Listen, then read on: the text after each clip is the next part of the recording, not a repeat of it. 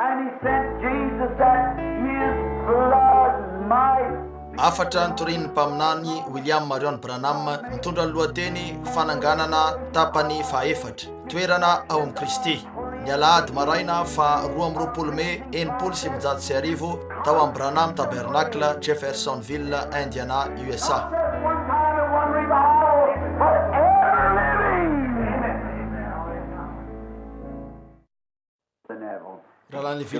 Miarabanareo zahay manatriketo faly tokoa zahay fa tafaverina eto indray mba amerina ny fiarabana ho anareo amin'ny anaran'i Jesosy Tompo izahay mahafapo indrindra. Antenaiko fa nandalo herinandro nahafinaritra ianareo noho ny fiderana azy sy ny fitahiny. Raha vao tonga teto aho anio maraina dia nifanena tamina zazakely tetsy ary nomeny takelaka metaly kely aho izay nisy anjely miandry ankizy kely roa. Tsy fantatro fianakavian'ny Dalton izy io, zanak'ireo Dalton. Ary efa herinandro vitsy lasa zay na mety 2 herinandro lasa zay nisy ray kristianina nangatabavaka ho an'ny zanany vavy zatovy zay mbola tsy kristianina. Ary raha mbola teo amin'ny laram-bavaka izy dia hoy ny fanahy masina hoe omeko anao ny zanakao. Arindro fa eto izy io zao maraina zao vovony sady vita batisa amin'ny anaran'i Jesosy Tompo mipetraka etsy amin'ny rihana ambony ka arak'izay voalazan'ny fanahy masina mihitsy. Ary miara-mipetraka amin'eo zanany sasany rehetra fantatro fa faly ny fianakaviana Dalton. Hitako eto ilay ramatoa kely nangatabavaka ho an'ny zanany kely tamin'ny alahady lasa teo, efa natao faty izy io. Hitako fa mbola miaraka amintsika eto izy zao maraina zao. Faly tokoa zay ny amin'ny zandrana bavy. Nataon'izy ireo fa nifitina ny ozatra teo aminy, zay nefa ny zava-nisy koa mankasitraka tokoa isika. Hitako eto ireo sakaizatsika malala rehetra tsaroko fa ty eto ty ilay lehilahy tonga niaona tamiko manokana tao Chautauqua indray mandeha. Ataoko fa zay niara sakafo maraina taminao sy ny vady aman-janaka ao aho. Ataoko fa zay na ianao sy ny vadinao nareo ankizy eny izy ireo koa Mill Delton zay teo isika. Tsy tadidiko ny anarany dia nataoko fotsiny no Chautauqua. Marina zany maro reto sakaizako malala. Rahalahy Charlie Cox sy ranabavy Nelisa etsy dia ireo zay efa noheveriko trano faharoa ka tsy hafa fa toy ny zanako naterako. Makany aho ary any no andaniko ny fotoanako be indrindra mba akako aina.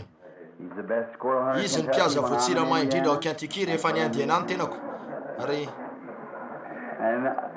kony Richard Lee lazaiko anao fa tena maniry mafy aho. Tena tianjony kely an'ireny trondro crapis na striped bass reny aho alohan'ny andehanana any. Tena tsapako fa to mety tsara amiko zany. Rahalahy Parnell Arnett avy any Carolina Atsimo sy rahalahy eny maro tokoa izy ireo avy any amin'ny toerana maro samihafa ka tonga mangy antsika eto anio maraina. Fantatrareo fa tsy misy hoe mpikambana raikitra koa reto, fiombonana fotsiny no ananantsika eto eo amin'ny tsiraray. Raha indro fa manadio antsika amin'ny tsy fahamarinana rehetra ny rahan'i Jesosy Kristy zanak'Andriamanitra. Eny misy fampianarana mahafinaritra ataontsika be voninahitra tsotra zao zany. Ary isika ny tenako aloha dia fantatro fa faly ny amin'izany ary fantatro fa faly amin'io koa ianareo rehetra. Ary indraindray aho mandritry ny tontolo andro manomboka miresaka ny amin'io na mamaky ny amin'io andininy roa eo no raisiko dia manomboka tafiditra amin'ireo soratra masina ary vetivety kely eo dia efa nanivatsevany Genesis hatramin'ny Apokalipsy ny tena toy hatrany. Ary fantarareo fa tiako ny anokana fotoana zay ahafahantsika mandray ny bokin'ny Hebreo ka ohatra hoe aka fotsiny eny rehefa tonga ny fotoana voatsira ohatra hoe Aogositra zay hainareo tsara ary ampianatra trany mandrapatonga ny fotoana kanesana anampitan-dranomasina ka aka ny bokin'ny Hebreo fotsiny isakarivo na ny bokin'ny Exodus. Ny fomba nataon'Andriamanitra tamin'ny Exodus raha namoaka ny vahoaka ny avy tao Egypte izy. Exodus anankiray izay endrika mahafinaritra ny amintsika ankehitriny izay miomana ho an'ny Exodus-tsika. Zany dia zavatra mahafinaritra indrindra zany. Tena mifandray avokoa ny soratra masina rehetra ary tantara lehibe iray zany. Ankehitriny anio maraina isika dia mbola eo amin'ny bokin'ny efa saika andray ny toko telo voalohany ao amin'ny bokin'ny Efesianina isika. Ny taratasy nosoratan'ny Paoly ho an'ireo Efesianina natao Efesosy izay niezahany ametrahana ny fiangonana eo amin'ny toerany. fa aloha kely nidirantsika am'izany afaka anokana fotoana foy indray ve sika mba hivavahana mialoha kely ny anaovana an'io. Tompo Andriamanitra io tonga eto amin'ny fanatrianao zahay ankehitriny. Izay tsy mendrika tokoa fantatray anefa na dia zany azy fa misy fanatitra misodra miandro eo. Izay manadio anay amin'ny tsy fahadiovana rehetra ka maneho anay eo anatrehan'ny ray ho tsy manatsiny tsy manan-keloka. Tsy misy zavatra azonay natao mba ho mendrika izany fa noho ny nanaovan'i Jesosy anio anay no iondreanay ampanitretena eo amin'ny fanatrehany sy ny anarany. Ary angatanay ny andefasanao ny faniamasina eto anivonay izao maraina izao.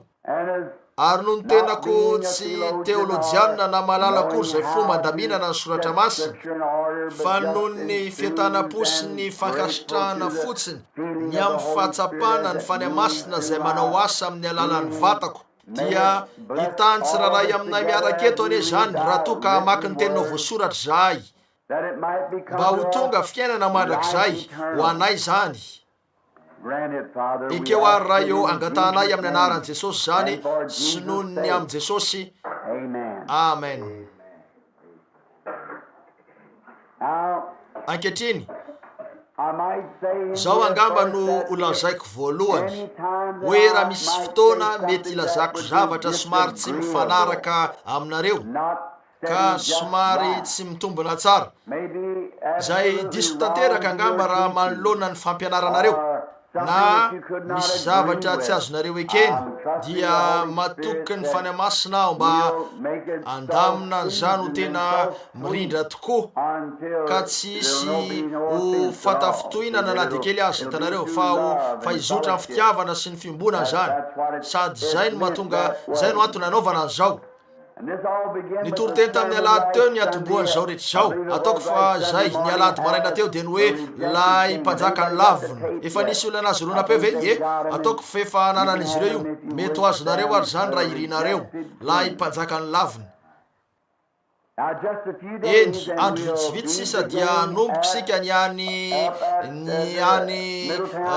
Middleton Ohio tiana ianana antoka ianareo rehetra zay aka fialan-tsasatra amin'io fotoana io fa ifankahita aminay any satria andrasantsika fatratra nisiny ny fotoan-dehibe fiombonana any Middleton Ohio.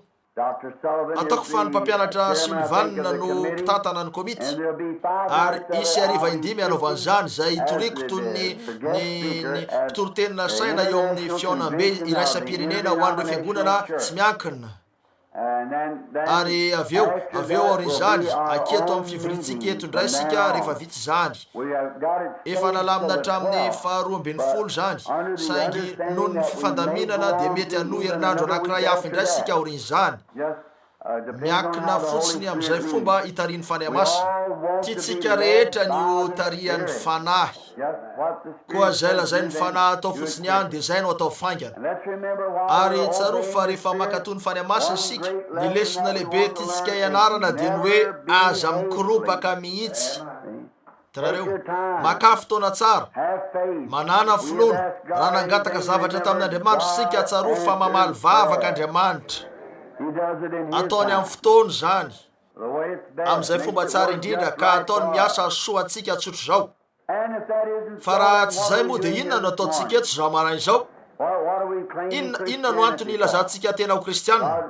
Andriamanitra raha toa ka tsy tenin'Andriamanitra ty dia tsy fahamarinana zany ty ka isika zany no mampalahelo indrindra amin'ny olona rehetra.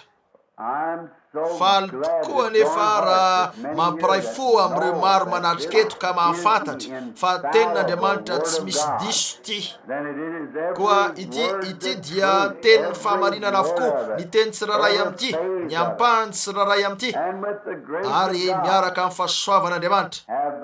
Raha indry fa nanana tombontsoa manokana ny tenako ka nahita an'ilay tany zay andehanantsika ndray androany omaly tsy fantatry ny olona hoe fotoana fanerena toinona moa ny miaraka amin'ny karazana fanompona toy izao nisy fanerina anaty mafy nahazo aho ka hoy aho tamin'ny vadiko ny riko aho raha afaky ny andeha.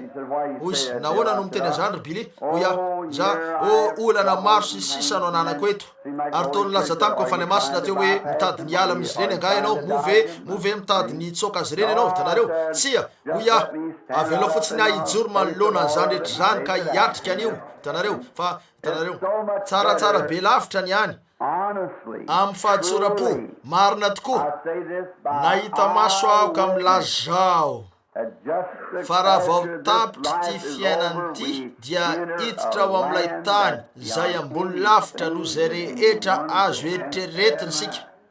Ary raha misy vahiny eto antanaiko ianareo fa tsy mangataka amin'Andriamanitra mba tsy heveranareo ahy ho fanatika. Tiako mihoatra noho ny zavatra rehetra ny hotsopoka ilaza ny fahamarinana fa asoa inona moa ny ilaza zavatra diso nefa maro tokoa ny fahamarinana misy eto. Isika rehetra inona ary no antony ilantsika hiteny zavatra diso ny amin'io tanareo fa fahamarinana tsotra zao zany ary tsy mahagaga. Ataoko fa Paul nakarina tany amin'ny lanitra fahatelo ka nahita an'ireo zavatra zay tsy nasoa azy nanambary zany. Fa hoy izy ndray andro zavatra tsy mbola hitany maso tsy mbola reny sofina naniditra tao amponin'ny olona no efa namboarin'Andriamanitra ho an'izay ty azy. Miaina fotsiny sika miaina eo amin'ny fako misavovony sika ty ambany ety zay fotsiny fa nanipako tsotro zao zay feno setroka maimbo avy amin'ny fahalotony na dia tsy voalotony zany aza ny tenatsika dia miaina eo ny vozany sika ka avy amin'ireo setroky ny ariny fahotana no ivoahany setroka. Ny zavatra makarary indrindra azoko eritreretina dia ny tanàna ratsy misy fanaripako mirehatra efa mba teo akaikin'izany ve nareo matsiraviny zany fofona setroka makarary no miakatra avy amin'ireo falotona maro isan-karazany dia mifofona an'izany ianareo ka mampisalebolebo anareo tsotro zao zany. Tsaroko ny fotoana tsy maintsy nandehanako tany Albanie tany amin'ny teo amban'ilay lalana fa20 nisy fanaripako ratsy teo tamin'izay voatery nitako vola sy nandray refin-javatra tany anefa ary natahorako tsotro zao ny andro zay lalana fa20 eo izay fotoana tsy maintsy andraisako an'izany eo satria tsy maintsy fofona ny fofona maimbo io ny teny. Eny fatim-boalavo sy alika sy ny sisa no nitsitra teo fantatrareo tsara izay namoaka fofona eo koa ilay setroka ratsy niakatra avy teo amin'izany. Eny zany tahaka izany no azo ampitahanany zao fiainana zao raha ny tsara indrindra eo aminy mamoaka fofona tsotro zao feno fofony fahotana tsotro zao eny rehetra eny toy izay nisy teo amin'ny lafiny ara-panahy. Kanefa ilay toerana misy rivotra mitsoka malalaka ka ny zavatra rehetra dia fahatsarana sy fiadanana sy fifaliana ary fiainana marak'izay zay anampitany ony fotsiny saingy ao anatin'ny ady sika koa aoko sika tsy tsotra fotsiny ka anao hoe angany sika mba ho tongany fa andeha sika hitondra zay rehetra azotsika entina hiaraka amintsika andeha ary ankehitriny ny tanjony reto lesiny reto dia ny ampioripaka an'ireo zay efa namakina kao amin'ilay tany. Ny tanjony zao fianarana ny bokin'ny Efesianina zao dia ny ametraka ny fiangonana eo amin'ny toerana izay ao an'i Kristy azy tanteraka.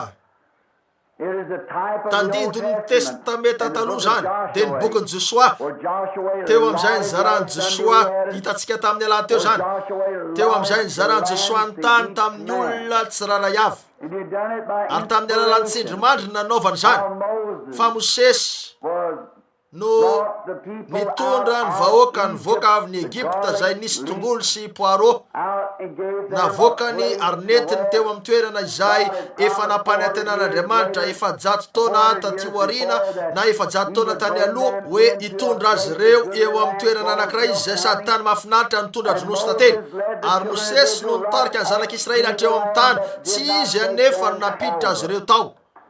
Ary Jesosy amin'ny ara-panahy ho an'izay vahoaka ho teny fikasana ho antsika hatrany ambolohany fa ny amasina nitarika antsika hatreo amin'ny teny fikasany Jesosy saingy tonga ny fanamasina tahaka ny Josoa mba hanao ny asa ka hitarika sy hitondra ary ampandova ny tany na ampandova ny fiangonana. Hitantsika ranomarina fa teo amintsika eny eto amin'ity angamba no mety eritreretin'ny olona hoe entitra ny tenako ka mitady anao tsinitsinina ny rahalahy. Tsy zany Andriamanitra ny mpitsara fa tsy zany hitanareo miezaka ny amoaka zavatra fotsiny zay famarinana. Hitanareo mifidy ny fitarian'ny olona isika raha tokony fitarian'ny mpitarika fitarian'ny fanamasina. Ny olona no tiantsika nomeny anjarantsika ka hitarika antsika. Dia ireo anaram-piangonana toy ny metodista, batista, presbiteriana, luteriana, fiangonana kristy, pentekotista sy ireo anaram-piangonana isan-karazany ka rafim-piangonana no niraisitsika ohatra dia manaraka izany sika.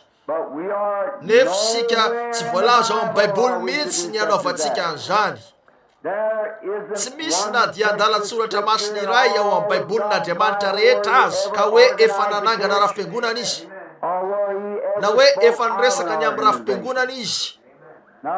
Tsy misy na dia toerana iray ao amin'ny baiboly azy na nohitra n'izany hatrany ny tao.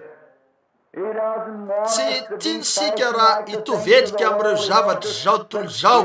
Tia niavaka sika ho voatokana tsy hoe lasa dalany tiako lazana toy ny filazantsika azy fa olona natsona hivoaka no tiako lazaina. Firenena masina voatahy velona amin'ny fiainana tsy misy kiana eo amin'ny fihetsika ka mitondra tena toy izay mety ho nataony ka miasa ao anatsika izy fa asany sika voaforona tao amin'ny Kristy Jesosy mba hanao asa tsara. Eny tamin'ny alarobia hariva maro taminareo ny tsy teto tamin'ny alarobia hariva fa niditra sika teo amin'ny ataoko fa ny 9:10 na ny tsia ny 9:5 ho eo amin'ny fananganana na ny fametrahana ny olona dia izay fomba iezan'Andriamanitra ametrahana ny olony. Rehefa misy anankiray ary apetraka Andriamanitra dia te hitovy amin'io anankiray io ny fiangonana rehetra. Tiana anakaraza zavatra mitovy, tianao zavatra mitovy. Tsy mitovy ny nanefenantsika, tsy mitovy ny nanaovanantsika, tsy mitovy ny toetra nomenantsika ary tsy mitovy ny toerana nametrahana antsika. Samy manana ny asany avy ny tsirairay. Mety ho amin'ny karazana asa kely fotsiny angamba ny anankiray fa ny anankiray kosa ho amin'ny asa mivelatra. Ataoko fa Davida nanisy mpaminany tsaroko eto fa hoy izy aleoko ho famafana tongotra eo ambaravarany tranon'ny tompo toy izay olona ao anday miaraka amin'ny ratsy fanahy. Eny hijanona vetivety fotsiny eo amin'ny hoe fananganana sika eo amin'ny 9:5 fa niezaky ny androso eo amin'izany tsika arak'izay azontsika tratrarina. Fa eto tsarovy ilay foto-kevitra fa miresaka ny amin'ny fametrahana avokoa zany. Firy ny mahazo zany? Andao ary sika andrianareo hiaraka anonona zany mametraka an'ilay vatana an' Jesosy Kristy eo amin'ny toerany ao amin'ny Kristy ka ny fanamasina eo no mitarika antsika. Zay no izy mazava amintsika zany zao. Hitanareo mametraka antsika eo amin'ny toerany zay no tokony ataon'ny bokin'ny Efesianina. Ary jereo tsara ty mpampianatra nisonganiny ty Paoly. Ny zavatra voalohany ataony dia ny manafona an'izay rehetra fieverana momba ny fahalavona. Nofoanany avokoa ny fieverana ny aminy hoe androany kristianina tonga ny ampetso vita ny amiko ny ampetsoniny nanameloka ahy Andriamanitra ny ampetsoniny tafaveriny indray fahadalana zany. Eny ity dia tsy natao fampianarana hitoriana filazantsara ty boky ty ka torotenin'ny evanjelista isika tsy miditra amin'izao aho rehefa mitory any velany. Ny fiangonana no hitondrako an'izao satria nalefan'ny Paoly ho an'ireo olona masina zany dia ireo izay nantsona sy voatahiry ary nifenona sady voatokana ka ao amin'ny fanamasina no efa ao amin'ny tany Kanaana. Zay no hoe zany lazaina amin'izy ireo voalohany aloha esory ao amin'ny fisainanareo hoe overy anareo. hoe mbola anao zao ianareo ka matahotra an'izao ianareo, aza matahotra na inona na inona, fa miezaky izy nilaza aminareo ny toerana misy anareo, ny maizy anareo, ny fomba hijoroanareo. Eny, mety anao fatsony ianareo ary ho raisinareo ny tambon'izany isaky ny misy zavatra tsy mety ataonareo. Zany tokoa zay afafinareo no jinjainareo, saingy tsy misy ifandraisany amin'ny famonjenanareo zany na de kely azy. Raha vao nateraka ny fanan'Andriamanitra ianareo dia manana fiainana manak'izay ka tsy afaka ho faty intsony tahaka an'Andriamanitra tsy afaka ho faty. Ampan'Andriamanitra ianareo, zanak'Andriamanitra ianareo. Nateraka ho Branham ny tenako, azonareo omena anarakafa aho, anarakafa, nefa tsy atonga ho zany io. Branham foana nateraka ho Branham ny tenako ary ho Branham matrany. Za dia mety ho simba ngamba ny tavako ndray androany, potika ny artrita na misy lozan'ny fiarakodia amotipotika ka tonga ny tenako ho toy ny biby, nefa hitoetra Branham foana. Nahoana ato anatiko ny raha Branham, toy zany ianareo. Ary raha Andriamanitra ihany no nanao anareo entsaro fa tsy miresaka amin'ireo zay tsy ao amin'ny Kristy aho, fa ireo zay ao amin'ny Kristy no iresahako. Ahoana ny fidiranareo amin'ny Kristy? Fafanahy iray. Renitsoratra FAN, misy antony zany. Fafanahy masina iray ihany no nanaovana batisantsika rehetra ho tena iray. Ahoana ary? Ahoana ny fomba hidirantsika batisan'ny rano ve? Tsy miombon-kevitra aminareo batista sy fiangonan'ny Kristy mihitsy aho, tsy amin'ny alalan'ny batisan'ny rano, tsy zany mihitsy.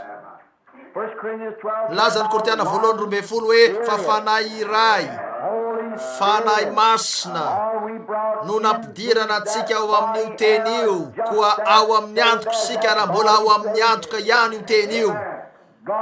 Andriamanitra dia nampananteny zany. Ahoana nafan'Andriamanitra itsara azy indray?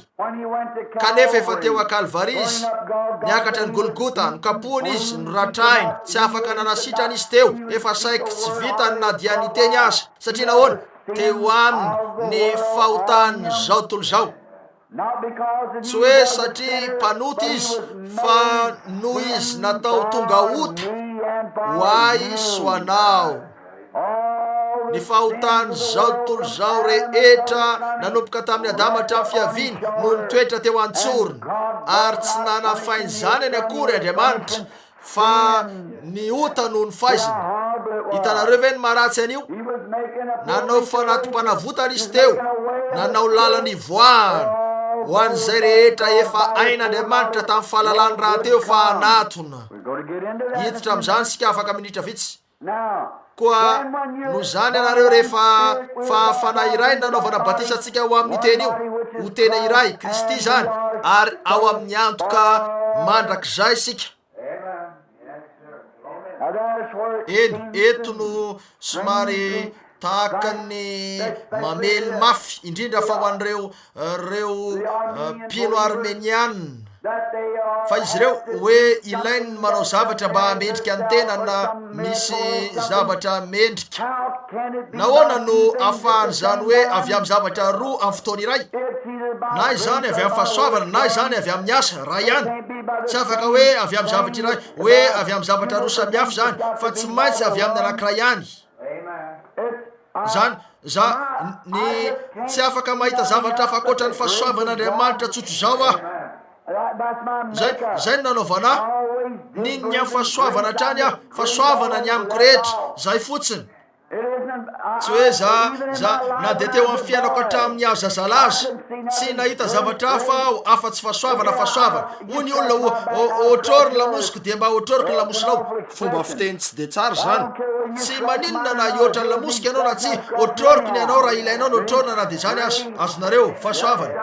Zany tokoa. Eny, amin'ny alalan'ny fitiavana no iasan'ny fahasoavana. Raha ilainareo zany, tsy maninona raha tsy mbola nanao zavatra ho amitsy azy ianareo, ka tsy misy mihitsy tombony azoko aminareo, fa ataoko ihany zany raha ilainareo, fahasoavana. Satria ilainareo zany. Nila famonjena, tsy nisy mihitsy nahavonjy ahy, tsy nisy zavatra azoko natao ny amin'ny tenako, tsy vitako mihitsy ihany koa ny namonjy tena, nefa nila famonjena satria ninoky ny fisian'Andriamanitra, dia nalefan'Andriamanitra ny zanany, naka ny endriky ny nofota mba hijaly eo amin'ny toerako, ary novonjena tamin'ny fahasoavana irery any no namonjena.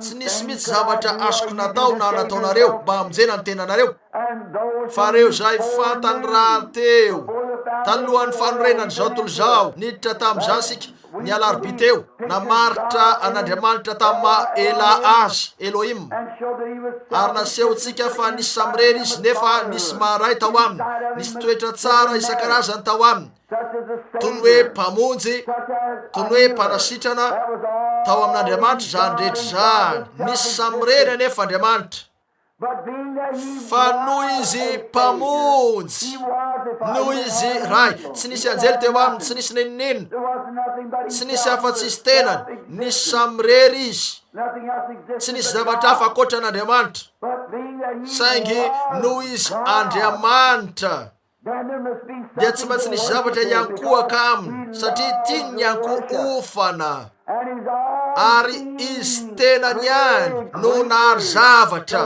mba iankohaka aminy. Eto am-pandalovana andeha ho jerentsika kely zany, eo am-pandalovana eto tsy dirantsika avokoa zany akory fa ho azonareo any amin'ny oronam-peo zany, fa noho izy Andriamanitra ary nanao an'ireo anjely izy ary niankohaka tamin'ny anjely, mbola miankohaka eo amin'ny antrano ny anjely, ary manana elatra enina ny anjely zay eo amin'ny fanatrehan'Andriamanitra, elatra enina. Ny roa andrakofa ny tavany, ny roa andrakofa ny tongony, ary ny roa ny dinany eo amin'ny fanatrehany. Miantsoantso Andriamanalo izy hoe masina, masina, masina ny tompo Andriamanitra tsy to. Zay ny lazainy soratra masina.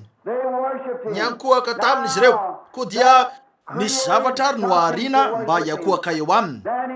Aveo tao amin'ny tao nisy toetra mpamonjy. Ahoana nafahan'ireo zavatra anao ariny reo, raha indro fa tsy nisy ota na fisainana ny amin'ny ota teo aminy, ahoana nafahany anankiray overy? Tsy afaka isy zany, tsy maintsy nisy zavatra mety overy ara natao mba ahafahany ho mpamonjy. Nisy mpanasitrana tao aminy, inonareo ve fa mpamonjy izy? Inonareo ve fa mpanasitrana izy? Fa ahoana raha tsy nisy zavatra hovonjena na hositranina? Hitanareo, nilaina nisy zavatra natao ho toy izany, koa tsy izy akory nampisany io tahaka izany, fa napetrany teo amin'ny safidy malalaka ny olona. Raha mifidy an'ity ianao dia ho velona, raha mifidy an'ry ianao dia ho faty. Ary zay olona rehetra tonga eto tany dia mbola mipetraka eo amin'izany zavatra zany ihany. Andriamanitra tamin'ny fahalalany mialoha efa fantana izy any anaiky ary izy tsy anaiky. Raha toa Andriamanitra ka nisy teolojianina nametra-panontaniana tamiko omaly, fa nanatrika fivoriana izy ity na nandre oronam-peo. Hoy izy, misy fanontaniana. Hoy izy, move araka manerana ny rehetra Andriamanitra. Dia hoy izy, afaka isy azy zany ny rehetra eny. Hoy a, tsy hoe manerana ny rehetra ara-baky teny arak'izay hoe manerana ny rehetra zany izy. Tsy afaka ho tena anankiray izy nefa manerana ny rehetra. Raha manerana ny rehetra izy, nahoana ary sika no mivavaka mba handray ny fanahy-masina? Raha manerana ny rehetra izy dia mameno loka tsiraray izy zany, ny zorony, ny tritra, ny sela sy ny fibra rehetra, ny zavatra hafa rehetra. Hoy a, nahoana izy no nitady Mosesy raha toa ka manerana ny rehetra taty amin'ny farany? Nahoana izy no nivezivezy tao amin'ny Sahedena niantsoantso hoe ry Adama aiza ianao raha manerana ny rehetra?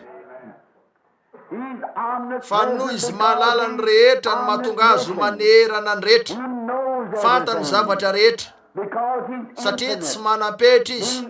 Noho izy tsy manam-petra ny mahatonga azy manerana ny rehetra. Noho izy manerana ny rehetra dia noho izy tsy manam-petra dia mitoetra ao an-danitra izy ka monina ao amin'ny toerana anankiray amin'ny mahatena azy.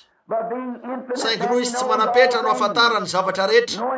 Isaky ny manakipy ny maso ny bibikely dia fantany, ny vongongoniny rehetra dia efa fantany, ny toerana nidirany sy akaniny tanteriny ihany koa. Fantany vorokely tsiraray ao anaty azo, fantany fiheverana rehetra ao amin'ny fisainanareo, satria sady tsy manam-petra izy no mahalala ny rehetra. Zao zany, tsy hoe tsy manam-petra ihany izy fa mahalala ny rehetra, fantany zavatra rehetra. Kanefa tena anankiray izy, Andriamanitra dia tena anankiray. Ary avy tamin'ny teny io no nanomboka nivoaka reto zavatra reto, fa ny ota hoy andray riviny, tsy noharina ny ota. Tsy nisy noharina afa-tsy fatanterahana. tsara avokoa reo zavatra noharian'andriamanitra tsy nohariana akory ny ota hoy ny olona tena famoronana ny ota mihitsy ty efa renareo zany nefa diso zany ny ota tokana ihany mpahary di andriamanitra tsy hain'andriamanitra ny ahary ota satria masina izy sady tsy misy zavatra mavitsy zany ao aminy. Ny ota dia famadiana tsy hoe nohariana fa famadiana.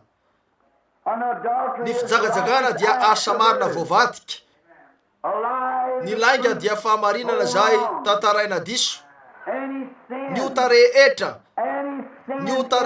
dia fahamarinana voavadika. Noho zany ary tahaka izany Andriamanitra efa naneo ny tenan'izy Andriamanitra izy efa naneo ny tenany tamin'ny mpamonjy azy izy very ny olona ary izy no namonjy atsika efa naneo ny tenany ho toy ny mpanasitrany izy. Tsy manova zavatra zay mety lazainy olona ny aminy fefy zany izy na dia eo azy zany tsy manova azy. Mpanasitrany izy mpamonjy izy Andriamanitra izy mandrakizay izy ary manana tanjony izy ka ny tanjony tany am-boalohany dia ny anao an'ireo voary zay ho tia azy sy ankohaka aminy dia nanao an'ireo voary izy nefa lavo ny voary ary teo Andriamanitra noho ny tsy manapetra azy nandefa ny fijeriny teo mafizotra ny fotoana izy ka nahita an'ireo olona rehetra zay ho voavonjy. Ny olona rehetra fantany noho ny fahalalany mialoha zany. Noho zany izy tamin'ny fahalalany mialoha raha toka efa fantany hoe iza no voavonjy ary iza no tsy voavonjy dia ainy nataony nanendry raha teo. Tsy hoe sary-patarina betoinina akory io teny io sady zany. Afaka nanendry raha teo izy satria efa fantany hoe iza no izy ary iza no tsy izy. Vokatry zany mba handrombahana an'ireo zay izy dia nilainy nanao fanati-panavotana ny amin'ny otan'izy ireo. Raha tsika atao dia tytsika ny andray an'izany. Andininy vitsivitsy ihany aty aoriana kely nanendry antsika raha teo amin'ny fiainana mandrakizay izy tamin'ny fahafantarany an'ireo olona zay afoy ny zavatra rehetra ka na dia tsy misy vidiny tohinina azy zany eo mason'ireo zanak' izao tontolo izao dia tsy hampaninina azy ireo satria zanak'Andriamanitra izy ireo. Dia niantso azy ireo izy ka nandefa an' Jesosy mba ahatonga ny rany ho fanavotana raha fanavotana mba anaovana fanati-panavotana na ho fanekena na ho fanadiovana zay fanadiovana mitohy tsy akijanona fa tsy hoe indray mandeha rehefa misy fifahazam-panahy ihany fa eo an-trany ka manao fanelanelana ary zay no mitahiry ny kristianina ho madio andro aman'alina.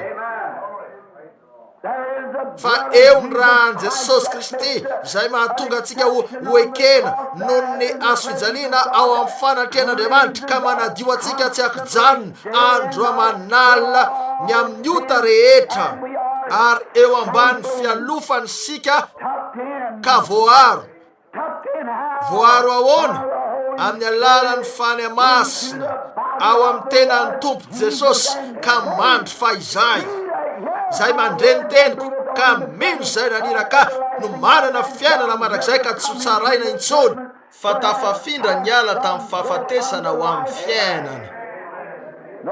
Tsy misy fitsarana intsony, tsy mandalo fitsarana intsony ny kristianina efa nakeo azy Kristy lay mpisolo vavaka no nahaka ny toerako nitaraina ny amin'izay nahazo ahy izy hoe teo amin'ny tsy fahalalana.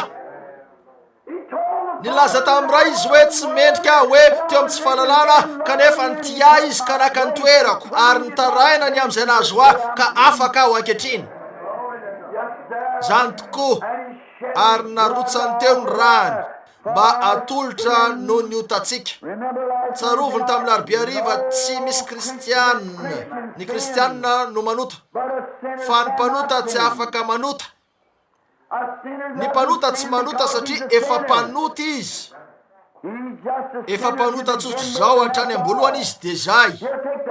Indro ray soatra ny ivelan'ity boky ty mainty zany atraizany mahamainty azy mainty avokoa io, tsy misy fotsy tsotro zao eo mainty io hoy ianareo tiampahany eto ty tsia tsy zany fa mainty avokoa izy rehetra mainty avokoa zany ary toy zany ny mpanota efa voaeloko hatrany ambolo antsotro zao izy eny hoy ianareo ahoana ary izy raha mijakajaka ahoana izy raha manolana vehivavy ahoana raha to ka miloka izy ahoana raha mitifitrolona izy tsy raha rahantsika zany tsy raha rahantsika zany misy lalàna eto amintsika mba hisahana an'io tsy mpanitsy akory sika fa mpitory filazantsara tsy manameloka azy sika noho izay zavatra nataony tsy manameloka azy sika noho izy mijangajaga noho izy mpanota no anamelo antsika azy raha kristianina izy dia tsy hanao an'io marina zany raha niova izy dia tsy ho nataony zany fa noho izy mpanota no mahatonga azy manao an'io eo mitoerana mahavery hevitra an'reo legalista eo indrindra ry lalahy avela ho ilaza aminareo fa tsy amin'ny alalan'ny asa fa fahasoavana na mijerantsika ary tamin'ny alalan'ny finoa zany zany indrindra eny tsy te hanameloko an'ireo rahalahy legalista rahalahiko izy reny fa ho tonga eo tahaka ny eo ny sisa rehetra ihany koa izy ireo satria efa nanendry raha teo ny fiangonany mba hoe Andriamanitra fa zao zava-misy azononareo eo amin'ny fisavorotana hatrany olona ka tsy haintsony ny marina anio eny angamba raha ampafantara azy ireo fotsiny fa raha mbola nolana zao tontolo zao izy dia efa tsy sisany akory hatrany am-boalohany tsy hoe matoky eo amin'ny vadiko aho satria ataoko fa mety hisaraka amiko izy matoky eo amin'ny vadiko aho satria tiako izy toerana ara-dalàna no nyraisinay dia ny fankatiavanay voalohany talohany nafany zany ho nisy tsy maintsy fitiavana zany tiako izy na dia noko aza hoe amela izy raha misy zavatra tsy mety ataoko dia tsy tiako ihany ny anao anina dia zany azy tiako izy tak zany eo amin'ny Kristy raha miaina 50 taona raha mbola velona ka tonga 70 na 100 taona ka anana 50 taona hafa mba hitorina nefa tsy toroteny intsony hafa akeny sy petrapetraka eny amoron-drano dia voavotsy foana na dia zany azy tamin'ny alalan'ny fahasoavany na mijeran'Andriamanitra tsy misy zavatra azoko natao ka namendrika na efa nataoko na nitoy zany noho ny fitiavako azy no hitoriako ary tiako ny vahoakany ary zay no antony ahafantarako fa tafafina ny ala tafahafatesana ho amin'ny fiainana satria tiako izy ireo ary mandeha mitady azy ireo aho tsy mampaninina azy atoerana misy azy ireo hitady azy ireo hatrany aho andeha tadiavy izy ireny na dia eo azy zany tamy izy ireo na dia eo azy zany raha toka misy mpitorotenina olo-kafa tsy miombokevitra amiko na anara-piangonana tsy miombokevitra amiko tsy manaka anazy zany fa misy zavatra tsy nasaka anazy zany tonga teo anivony tsy finoana mihitsy izy fa tsy nasaka anazy zany nandrosatrany izy na dia teo azy zany zay nataontsika ivoaka eny ka hitady azy ireny androbaka azy ireny na dia eo azy zany fa nahoana ometanana izy ireo fikiro amin'ny herinareo rehetra tsy fantatrareo hoe izy ireny vonjeo izy ireo noho ny fitiavany zany tsy hoe satria voatery anao anio aho fa noho iaho ty noho ianareo ty hoy ianareo tokony andeha andamina zany amin'ny vehivavy iny nefa olazaiko aminao avetrany fa ataoko fa no za makany am-piangonana dia tokony andamina anio tsia ianao no tokony alamina voalohany tanareo raha tsy ao amponareo ao ny fitiavan'Andriamanitra ka misy zavatra mampafantatra anareo fa diso ianareo dia mandehana lamino amin'Andriamanitra zany aveo mandehana lamino eo amin'ilay namanareo zay mihitsy ny nampianaran'i Jesosy hoy izy raha manatona ny alitara ianao ka mitsaronao fa manana ady amin'ny namanao ianao na amin'ny rahalahinao dia mandehana lamino aminy zany aloha ankehitriny ho an'ireo taona atioarina hitantsika tamin'ny alarobia hariva ny fampisehoana andray anindray sika ny maraina ny hoe ny fampisehoana reo zanak'Andriamanitra amin'ny fiteny hafa dia hoe miandry Andriamanitra ka amin'ny andro farany rehefa iseho anatrehasika rehetra tsy ny anjely no very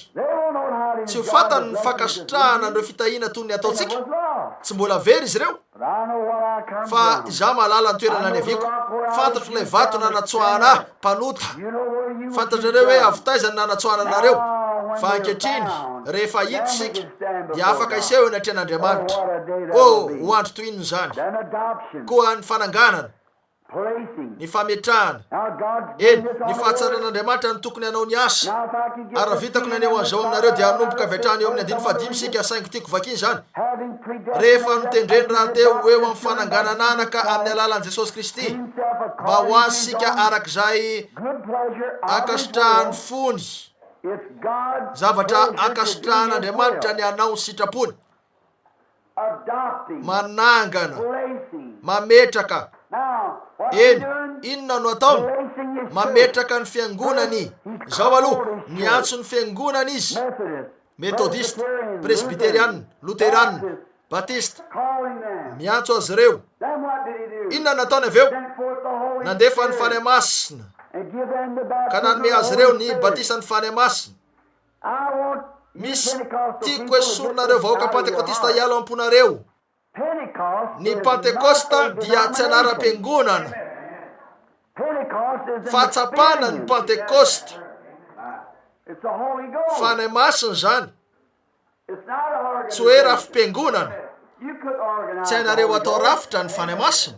He won't stand for Tsy it. hanaiky an'izany izy. Now you got an Eny, organization. manana rafi-piangonana zay antsonareo toy izany ianareo, nefa nisitaka ny ala ny fanahy masina ka navelany irery eo amitoeranareo eo ianareo. Izy kosa mandrosa trany. Hitanareo, hitanareo. Tsy rafi-piangonana ny pantekosta. Pentecost is Fahatsapana ny pantekosta. and then God Koa gave his nanome son, fahaterana indray ho an'ireo zanany Andriamanitra tamin'ny alalan'ny batisa ny fanahy masina. They came right Tonga teo akaiky ny zany tokoa izy ireo rehefa nanadio ny tenany tamin'ny Nazerianina azy hoe mpivahiny masina. Avy eo niditra tamin'ny fahatsapan'ny Pentekosta ny amin'ny batisa ny fanahy masina ny famerenana an'ireo fanomezam-pahasoavana. Nandroso niaraka tamin'ny fiteny tsy fantatra sy ny fandikiana fiteny tsy fantatra izy ireo ary nomena fanomezam-pahasoavana hoety manasitrana sy fahagagana ka nanomboka nanaraka azy ireo ny famantarana sy ny fahagagana. Ankehitriny, zanaka izy ireo, They're God's zanak'Andriamanitra izy ireo, their position manana in ny toerany ao Christ. amin'ny Kristy. They become children Tonga of zanaka God. tamin'ny alalan'ny fahaterana. And the new birth Fa and ny the fahaterana indray conversion sy ny itself is the fivapo Holy Ghost. dia ny fanahy masina. You're not even Tsy mbola converted niova fo to the akory Holy ianareo Ghost. mandra-panesanareo ny fanahy masina. That's what the scripture Zay ny voalaza ny soratra masina. Jesus told Peter, Jesosy no nolaza tamin'ny Petera. ask anyone. Antanio ny hafa, vakia ny soratra masina nananareo. No amin'ny marinina tamin'ny finoana Jesosy tompo izy. Become a follower Tonga of the mpanarady apôstôly. Nomeny Jesosy azy ny fanalahidy ny fanjakana. And Ary jaona 17 no masininy sy nomeny fahefana izy ireo. Ny rano nandeha teny ka nandroaka de miasa ny sisa. Ary no masininy izy ireo. Raha eo manamasina azy amin'ny fahamarinanao, ny teninao fahamarinana. I sanctify myself Manamasina ny tenako aho because of them. ho azy reto. That's one of the sweetest Zay no words isan'ireo that I teny ever heard. mamy indrindra tamin'izay fareko. Father, I sanctify Raha eo ho an'ny myself reto for no their sake. hanamasinako ny tenako. You know he had a right to Fantarareo hoe have a fa home. nananjo ny anana tokantrano izy. He was a human. Olombelona izy io. Fantarareo tsara nananjo ny anana vady izy. He was a man. Lehilahy izy io. He had a right to all Nananjo these tamin'ireny things. zavatra rehetra ireny izy. But he said, Father, I Nefa hoy izy, sanctify raha eo myself manamasina ny tenako aho for their sake. ho azy reto. I sanctify myself. Manamasina ny tenako aho. I talked to a little Nisy preacher mpitoteza yesterday. zatovy nyresaka tamiko maly. Go to preach for him in a few Itorany nights amin'ny up aho in afaka andro Highway. vitsivitsy eo amin'ny lalam-pirenena. And I asked him about Ary ny church, zavatra and he said, nantaniko yes, azy hoy izy, Brother eny Branham, rahala Branham most of saingy my tsy mino people an'izany ny akamaroan'ny doesn't believe in olona that. ho amiko.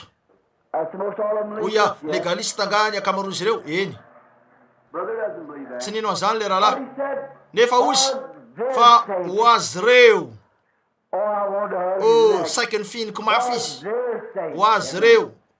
I Tanareo, sanctify myself manamasina for ny their tenako ho sake. an'ny reto aho. Oh, Jesus Oh, was trained nanofana 12 12 lahy men Jesosy. that through those 12 Mahafany numbers reto 12 lahy reto hitondra ny filazantsara maneran-tany. And he said, for De hoy izy, their sake I manamasina ny sanctify tenako ho an'ny myself. reto aho. Make yourself for Ataovy your zany ho an'ny neighbor's sake. mpifanilatrano aminareo, For somebody ho an'ny else's olo-kafa. sake. Don't use your Aza liberty mitondra for ny the fahafanareo cause of fanaronana hoy Paoly. but sanctify Fa masiny ny yourself. tenanareo. Behave Mitondra yourself in tena the tsara neighborhood toy like izay you're tokony ho preaching maizy ny all kristianina eo amin'ny aminareo. Aoka ny fifandraisanareo raha mifanena amin'ny fahavalonareo ianareo. Sanctify Amasiny ny yourself tenanareo. for his Ho sake. azy fa tsy hainareo zay mety ho vitanareo. Now, Ankehitriny, ny fametrahana ny zanaka. first thing Ny zavatra voalohany rehefa tonga ilay zanaka, efa zanaka izy. Saingy hitantsika avy eo fa ny fitondran-tenany is what no mametraka azy eo amin'ny fananganana. whether you behave Ny hoe right or mitondra not. tena tsara ve izy sa tsia. And it's a- Ary zany ny pentekotisma. Now let me show you Eny avelao fotsiny aho any eo aminareo fa ny pentekosta dia tsy anara-piangonana. Firy ny batista eto, izay batista fahiny ka efa nandray ny fanahy masina, atsangano hoe tanana. Tanareo, How many Methodists? firy ny metodista eto izay efa nandray ny fanahy masina, atsangano hoe tanana. How many Firy ny nazerianina eto ka efa nandray ny fanahy masina, atsangano hoe tanana. presbiteriana efa nandray fany masina tanareo luterana na anara-piangonana hafa zay tsy mpikambana mihitsy amin'ny pentekotista fa mpikambana fotsiny amin'ny anara-piangonana hafa ka efa nandray fany masina atsangano an-tanana tanareo koa tsy anara-piangonana ary ny pentekosta fa fahatsapany zany eny napiditra anareo ao amin'ny tenany kristy andriamanitra eny inona no ataony ao arinona namporofonareo ny tenanareo ary sy ny nanamasiananareo ny tenanareo tamin'ny fitondran-tena tsara teo aminareo ny fankataovanareo ny fany masina na toy inona lazainy zao toy zao tena anindry mafy an'izao a eto tanareo satria tsy ny ho etitra no ilazako zany fa mba aza atao hoe zany re tanareo aza iverina hoe zay no tiako atao tsy zay no tadiaviko ny manahira-tsaina dia rehefa eo amin'ny olona ka mitory an'izao famarinana na lefan'andriamanitra zao aminy kanefa manome lamosina avy hatrany izy ireo ka manao ny ataony tonony teo ihany nefa lazainy fa manana fany masina izy mahatorovana ny tena tsotro zao zany tanareo fa inona ny olana miverina avy hatrany amin'ilay nataony teo izy ireo tahaka ny zanak'Israely mihitsy zay nila mpanjaka mba ahafahany io mpanjaka io anapaka eo aminy ka mela azy ireo iaina toy ny amorita sy ny amalekita ary ny filistine fantatrareo moa ry raha matoa fa tsy mety ny fanaovanareo pataloha fantatrareo ve zany fantatrareo moa fa tsy mety ny fanapanareo volonareo fantatrareo moa fa tsy mety aminareo raha miseny mifoka tsy akijanona sy fitondran-tena ataonareo io fantatrareo moa fa tsy mety ho anareo ny tsy ho tena lehilahy ao tokantrano fa vao misandotra kely raha matao vadinareo dia mandroka anareo any ivelany aroy anareo eny tsy maninona ary malala fa iverina ao avy eo a fantatrareo moa fa ahoana nafahanareo misahana ny trano andriamanitra nefa na dia ny tokantranonareo azy tsy anareo fehezina tena maro zany fantatrareo moa raha nabavy fa tsy hoe vadinareo ihany ny vadinareo fa mpanapaka anareo izy nylazany andriamanitra satria tsy raha lehilahy ny voafitaka raha vehivavo ny voafitaka nefa mbola tendrenareo mpitoroteny ihany ny vehivavy ho pastory sy ho mpitoroteny any fiangonanareo kanefa fantatrareo fa amelohan'ny tena andriamanitra zany mbola mpiasa foana ianareo ny anarana ray zanaka ary fany masina rehefa manao batisy nefa tsy misy soratra masina nylaza zany ao amin'ny baibolina dia kely azy tiako raha isy arseveka na olo-kafa ny eo amiko hoe taiza atao amin'ny baibolina no efa nisy natao batisa tamin'ny anarany ray zanaka ary fany masina tiako raha misy any eo amiko raha efa nisy natao batisa akoatrany tamin'ny anaran' jesosy fa tamin'ny jaona dia tsy natao batisa izy ireo tamin'ny finono fa mbola ho avy izy kanefa tsy fantany hoe izy io fa raha vao nalalan'izany izy ireo dia nilainy no tonga ka natao batisa indray tamin'ny anaran' jesosy kristy tiako raha isy olona nanontany assemblée de Dieu reo mpitoroteny afy ny batista ny presbiteriana sy ny sisy nefa ny manda ny resaka any amin'io izy ireo ny soratra masina no tiako hita zandray ary ve no fanatika zandray ary ve no adalo verisaina ka tsy ampisaina no za miezaka ny tenyny famarinana aminareo fotsiny indro tsoroko ny marina rahalahy raha misy olona mafoy tena ho an'andriamanitra dia mafoy za tena tanteraka hatramikely indrindra efa voatokany ianareo famoronana afy ianareo maro natsona nefa vitsy no fidina eny maro ny olona natsona mandray antso amponareo nareo eny inoko fa ty andriamanitra inoko fa zany tokoa nefa rahalahy hovery tahaka andreo afo reo ihany ianareo satria isiseho eo amin'izany andro zany ka anao mihitsy hoe tompoko efa nandroka demia tamin'ny anaranao a efa nataoko tamin'ny anaranao rehetreo efa nanao fivirina hoety manasitra efa nitory filazantsara efa nandroka demia fa ho jesosy mialahy eto fa tsy fantatra akory ianareo ry piatsara velatsy zay manao sitrapony raiky any nahoana no tsy afaka mahita an'izao ny olona eny fantatry fa mandona antsika zany ary tsy niandratra ny tiako atao tsy zay no antony anaovako an'izao nefa rahalahy za amiko toa efa eo amin'ny andro farany sika ary andriamanitra dia eo mpananganana eo mpametranany azy eo amin'ny toerany ao amin'ny fiangonana ao amin'ny tenany kristy eny tsy ho marobe no apetrany eo olazaiko anareo vetrany zany hoy ianareo anefa hoe fa tsomaro isa ve zany fefa 9,000 taona zay no namoany azy ireo.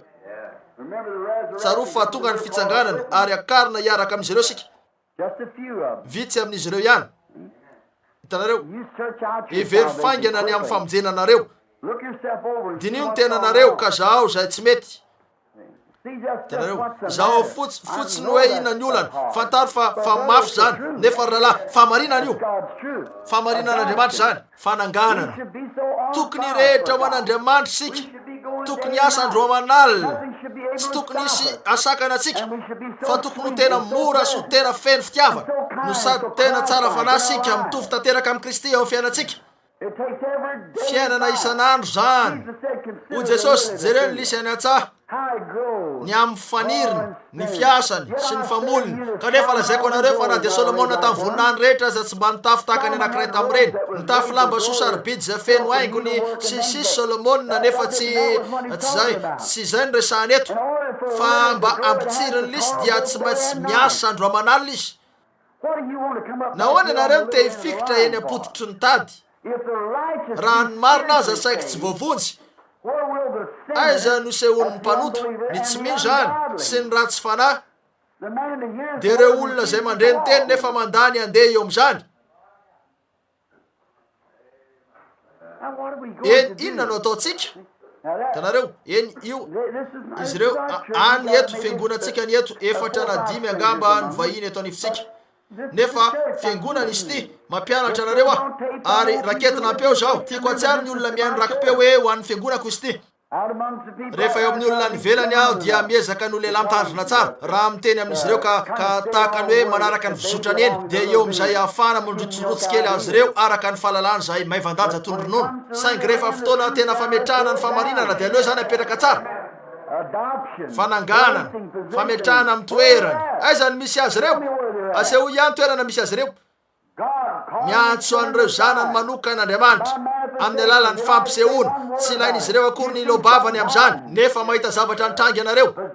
Apetrany eo amin'ny toerany ny zanany, omeny azy ny toerany, tena zavatra mitovy ihany zany, ary manam-pahefana tokoa izy, manandanja toy ny any ny arkanjely ny teniny.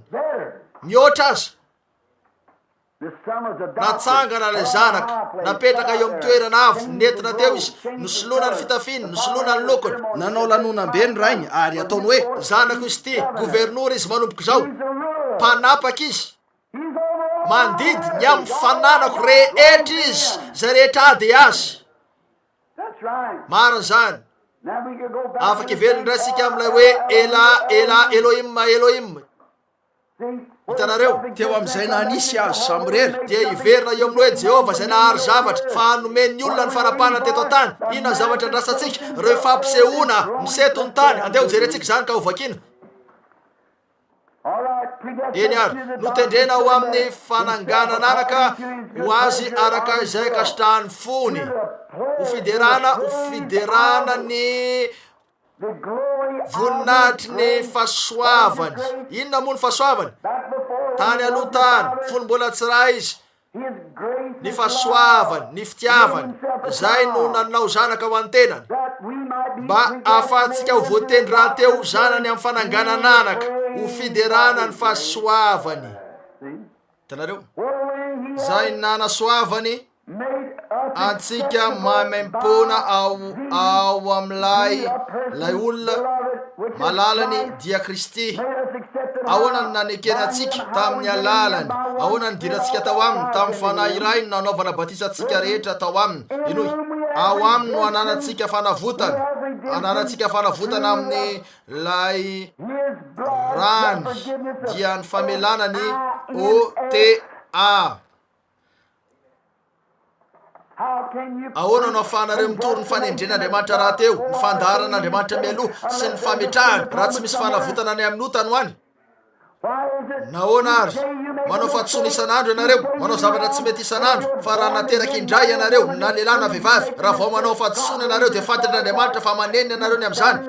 Vita anareo na dia hoe manatrea ny folo Roosevelt sy ny hafa koa aza ka anao hoe diso aho amindra fo amiko any Andriamanitra ny amin'izao zavatra zao. Nahoana? Areo no misy an'ilay raha fanavotana, tsy katrareo etiny hoe OTA. ny mpanota dia efa mpanota, tsy manatanteraka ota izy fa ny fiangonana no manatanteraka ota. Manao ny tsy mety, manana fisainana ratsy, fiheverana ratsy, manao fahatsoana izy, mivembena toy ny zazakely mamindra, izay miezaka mianatra ny fomba famindra. Mbola tsy hainy tsara ny mamindra hatreo satria mbola zazalahy kely izy. Misy tanana mitsotra nefa eo amintsika raha indro sika fa ka maka sy mampijoro tsara atsika ary manao hoe ataovy toy izao ny fandeha ry anaka, tsy hoe misambotra atsika izy ka mikapoka atsika nosika nanao fahatsoana. Tsy velesy no faty sika satria miezaka ny amindra, tia antsika toy ny tiavantsika zanantsika izy. Ny tena dada dia tsy karavasiny zanany izay miezaka ny amindra raha toa ka lavy mianjera amin'ny tany izy, fa anatsotra tanana aminy amin'ny sandry mahery izy ka ampiarina azy, iazona azy amin'ny tanany roa kana hoe toy izao ny fomba fanaovana azy ry anaka, mamindra toy izao. Zay ny fomba ataon'Andriamanitra amin'ny fiangonany, manatsotra tanana aminy izy ary mandray azy eny an-tsandriny. Dia manarina azy ka manao hoe mandehana toy izao ry anaka, enoy aza zany ny fomba ilazany azy, teneny toy izao, eny tsy raha iko zay lazany fiangonana, zay lazany ry, zay lazany ty, fa ianao milaza toy izao, tovy am'ty, ity la izy. Mitory an'izany ny teniko, mijanona ary zay miala am'izany ianao, miara mandeha aminy, mijanona ary zay miala am'izany, aza rarahina zay lazany hafa, fa ianao mijanona aza miala am'izany, mandehana toy izao. Zay ny fomba famindranao. Ny otatsika, nisy fanavotana sy fitiavana teo amin'ny otatsika, raha tsy zany dia tsy hanana anjara mihitsy sika. Toy inona no ahafahantsika miropaka tsotra izao amin'ireny teny ireny? Araka ny haren'ny fahasoavany izay nataony be ho atsika. Inona no hoe be? Ola, izay nataony be ho atsika maro isan-karazany, nataony be ho atsika tamin'ny fahendrena sy ny fisainana rehetra. Fisainana sy ny fahendrena rehetra nataony be ho atsika tamin'ny fahendrena rehetra zay tsy araka izao toy izao. Ny fahendrena izao toy izao dia fahadalana aminy, ary fahadalana ho an'izao toy izao ny fahendren'Andriamanitra. Tahaka ny andro sy alina ihany, ny ray tsy afaka hifanaraka amin'ny ray, saingy rehefa manomboka mivoaka ny masoandro ka miposaka ny andro dia misinda eny rehetra eny ny alina. Ary koa rehefa manomboka miditra ny hazavany ny filazantsara dia indreo zavatra izao toy izao fa manomboka misinda avokoa. Dia inona nateraka izany? Nataony be ny hazavan'ilay masoandro teo amin'ireo zanany, dia ireo izay mandeha eo amin'ny fanahy ka tarihany fanan'Andriamanitra, feno ny fahasoavana tamin'ny fisainana rehetra sy ny fahendrena sy ny fahalalana ary ny fahiratan-tsaina mba hahafantarany fomba famindra. Raha hitanareo fa diso zany dia mitandrema tsara ny amin'izay ataonareo, ny amin'ny fomba raha diso zany dia sainy tsara na dia ny amin'ny fomba isananareo anio azy. Sainy tsara, jereo akaiky tsara, manana antoka tsara hoe ainareo ny fomba fanaovana azy. Indre tahaka ny menarano, mora tahaka ny voromailala. Zany ny voalazan'i Jesosy. Vaingam-bolamena izy reto ry sakaiza. Azontsika atao tsotra izao ny mijanona eto andro maro. Mova tsy mahafinaritra zany. Fisainana, fahendrena izay nataony be ho antsika, narotsany, tsy hoe eraky ny sotro ny mena antsika fa nakalapelina lehibe izy dia nandefitra zany toy izao tsakajaniny. Nataony be ho antsika ny fahendrena sy ny fisainana ny amin'ny fahasoavany. Fahasoavana mahagaga toy inona ny amaminy? Eny, izay nataony be ho antsika tamin'ny fahendrena, fisainana rehetra, rehefa nampahafantariny ny zava-miafina amin'ny sitrapony sika. Iza no tenenany eto? Ny anaram-piangonana ve? Azafady ry rahalahy, aza eritreretina hoe makala ny anaram-piangonanareo. Tsy zany. Miezaka milaza aminareo aho hoe zavatra diso hatrany am-boalohany zany.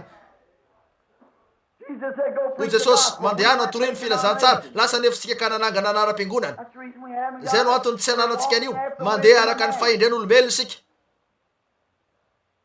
Raha afaka nitsanga ny Calvin, eny vao tselany teo anilan'ny fasan'ity lehilahy malaza ity, izay mpanavao malaza, dia nieritreritra ny amin'ny falebiazan'io lehilahy io aho. Zany tokoa izy, fa io za tsy John Wesley zany.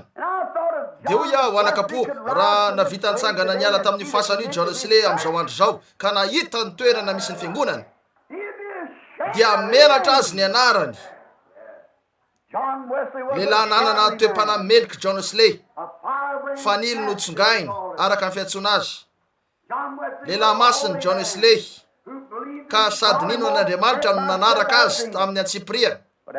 Fa rehefa maty John de o reo anangana fiangonana ho an'i John sika mba ananantsika fiangonana ary atsotsika hoe fiangonana metodiste zany noho ny metodany ny amin'ny fanamasinana zay asan'ny fahasoavana faharoa. Koa nanao fiangonana izy ireo nefa lavon'ireo olona mpiangona ao ankehitriny reo ny zavatra rehetra nyjeron'ny John Wesley. Nitoro ny fanasitranana an'Andriamanitra John Wesley, niny ny batisan'ny fanahy John Wesley, niny ny fampidiana tanteraka an'ireo fanomezam-pahasoavany John Wesley. John Wesley, Martin Luther, maro tamin'ireo lehilahy malaza ireo no niteny tamin'ny fiteny tsy fantatra sady nandika izany. Nefa ankehitriny raha miteny amin'ny fiteny tsy fantatra ao amin'ny fiangonana metodista na fiangonana loteriana ianareo dia roany izy ireo any ivelany. Inona ny olana? Indrindra amin'izao fotoana izay tokony hametrahana antsika zanak'izao mihitsy. Inona ny olana? Napiditra zavatra hafa izy ireo satria tsy fantany ny zava-miafin'Andriamanitra, nefa tsy ho fantany amin'ny alalan'ny seminera mihitsy zany. Avela ho amaka zavatra aminareo, ekenareo ve zany? Eny ary, andesika amatika ankehitriny, misy zavatra nosoratako eto. Andeha jerena ny netin'ny Paoly. Eto ilay mpampianatra ny afatra ity. Andesika aka ny asa 7 fotoana fohy. Ampafantaro rehefa tafahoatra ary Saoly mbola ny fofofofo fandrahonana. Ty jiosy kely mifaraingorona ratsy fanasy masiky ty.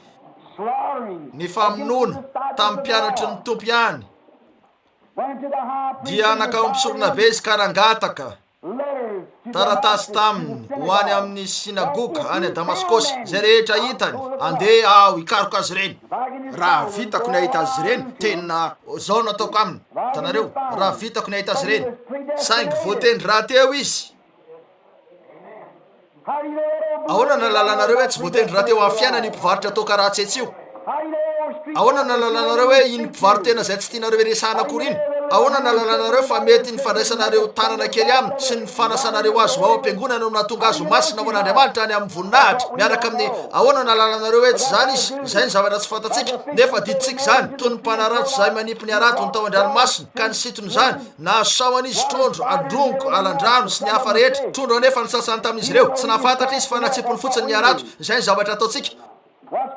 Jereo Paoly nangataka taratasy taminy mba ho any amin'ny sinagoga any Damaskosy mba hoentiny mifatotra ho any Jerosalema zay rehetra hitany momby zany fampianarany zany na lahy na vavy. Renalahy tsy nisindra fo mihitsy izy. Ary raha nandeha izy dia tonga teo akaiky ny Damaskosy ary nisy nanelatrelatra tampoka nanodidina azy. Moveka nisy pretra teny an-dalana any mpampianatra F.F. Jones zay nilaza taminy hoe ilainao ny fahatsapan'ny seminera ankehitriny ry anaka. Izay vao inoko fa afaka ampiasanao Andriamanitra. Tsy ho mahatsiravina ve raha toy izany vaky ny soratra masina? Kanefa misy mahamarina azy, tsy nivazivazy ny ilazako zany fa zany teny zany. Misy mahamarina azy zany raha manoloana ny zavatra ataontsika ankehitriny. Fantatrao moa fa vehivavy mahery fony reninao ataoko fa ho lasa mpitoro-teny mahay ianao. Jereno zava-nitranga. Ary raha nandeha izy dia tonga teo akaikiny Damaskosy ary nisy nanelatrelatra tampoka nanodidina azy mazava. Manomboka ny fagagana. Nazava avy tany an-danitra dia lavo tamin'ny tany izy ka nandrefy nanao hoe Saoly, Saoly, nahoana ianao manenjika ahy? Ary izy, iza moa ianao tompoko? Dia hoy ny tompo taminy, izany Jesosy zay enjehanao. Zavatra sarotra aminao ny anipaka ny fanondronana. Nangofotra sy raiky tahotra izy ka nanao hoe tompoko, inona ny tianao ataoko? Ary hoy ny tompo taminy mitsangana ka makanesa ho any an-tanàna dia holazaina aminao zay mety ataonao. Ary nisy olona nombasy tamin'ny alehany zay nandeha dia nisy lehilahy hitan'izy ireo Ananiasy zay efa nandray fahitana na gagany rehetra. Ary Saoly ratsy, ity karazany olona ratsy ty nandray fahitana io Ananiasy io. Hitany tao an-tranony, mpaminany izy ary nahita fahitana raha teo mpivavahana tao an-tranony izy. Niteny tamin'ny tompoka nanao hoe misy lehilahy tonga manatony ry an-dalany ry, jamba toy ny manavy izy. Saoly no anarany, Saoly avy any Tarsisy. Hoy izy, tompoko, efa maro zavatra entiko, aza lefa any aho, olona kely aho, aza lefa keo aminy aho. Hoy izy, fa indro nisy fahitana nasehoko azy raha teny an-dalana izy. Niseho taminy tao amin'ny andry afo aho no ajabaiko tanteraka tsotro zao izy ary nilaiko ny nanajamba sy nanorotoro azy mialohan'ny afahako manao zavatra amin'ny alalany. Hitanareo, nilaiko ny nanala ny teolojiany rehetra. Fantarao tsara fa izy no isan'ny ambony tamin'ireny fiangonana tany reny. Karazana diplôma maro nananany. Tsy nilainy mihitsy ny hoe anatsara ny fahaizany. Nefa hoy izy, ny namoaka an'izany rehetra zany tao aminy ny zavatra nilaiko natao. Zay ny zavatra nilainy. Tsy miampiditra zavatra hafa ao aminy fa ny amoaka nyzany tao aminy. Ataoko fa zay ny olana eo amin'ny akamarony mpitondra fivavahana nanantsika ankehitriny dia ny amoaka nyzany ao amin'izy ireny mba ahafan'Andriamanitra mametraka ao anatiny fanemasina avoaka. Teno olona zany hoe oy tompo fa loza be ane io lehilahy io oy fa indro efa mivavaka izy. Eny idina eo amin'ny lalana toy zao ianao aroavy eo amin'ny fatsakana iray mandalova eo ankavian'io fatsakana io dia toy izy ihany isitrany fotsy eo makanesa ao ary dodomy varavarana fa mitsotra an-dalantsara izy hatreo ihany mitondran'izy ireo azy apetrao eo amin'ny tananao eto any amin'ny renirano Damaskosy izy ka ataovy batisa amin'ny anaran'i Jesosy. Folazaiko anao ny ataoko tsy maintsy aritra zavatra maro noho ny amiko izy satria izy no irako any amin'ny jetlisy. Amen. Eny andrasokely tompo fa inona sekoly tokony atoroko azy. Olazaiko anareo ary ny zavatra ataotsika amaky sika ny Galatiana mba hitan'izany dia ny toko manaraka ihany miala kely eo andesika ijery ny Galatiana voalohany ara tomboka amin'ny 10 ary andeha jerena hoe inona sekoly nandehanan'ny Paoly seminaire ahoana ary tanan'izany napetraka teo aminy arô izay rehetra nisy teo Galatiana toko voalohany mba ananana fotoana andeha tomboka teo amin'izay nampivafo azy ny 10 ary ankehitriny olona vano ilaky fitisa Andriamanitra sa mila sitraka amin'olona. Raha mbola mila sitraka amin'olona dia tsy mpanompon'ny Kristy. Ola velao ahy ilaza zavatra kely eto alohan'ity eto ty Galatiana voalohany raisy ny toko 9. Firy ny malala fa Paoly no nitaky anreto olona teto reto mba atao batisa indray tamin'ny anaran'i Jesosy. Asa 7 nataony tokoa zany. Andesika akany eto ambony kely eto ny 9 na izahay na anjely avy any an-danitra azy no mitory filazantsara hafa aminareo afa-tsy zay fa nitoriana ahita aminareo aoka voaoziny izy. Taizany nazahoanao ny filazantsara io Paoly 7. Araka ny voalazanay fahiny lazaiko ndray ankehitriny raha misy olona mitory filazantsara hafa aminareo afa-tsy zay fa renareo no raisinareo aoka ho voaoziny izy.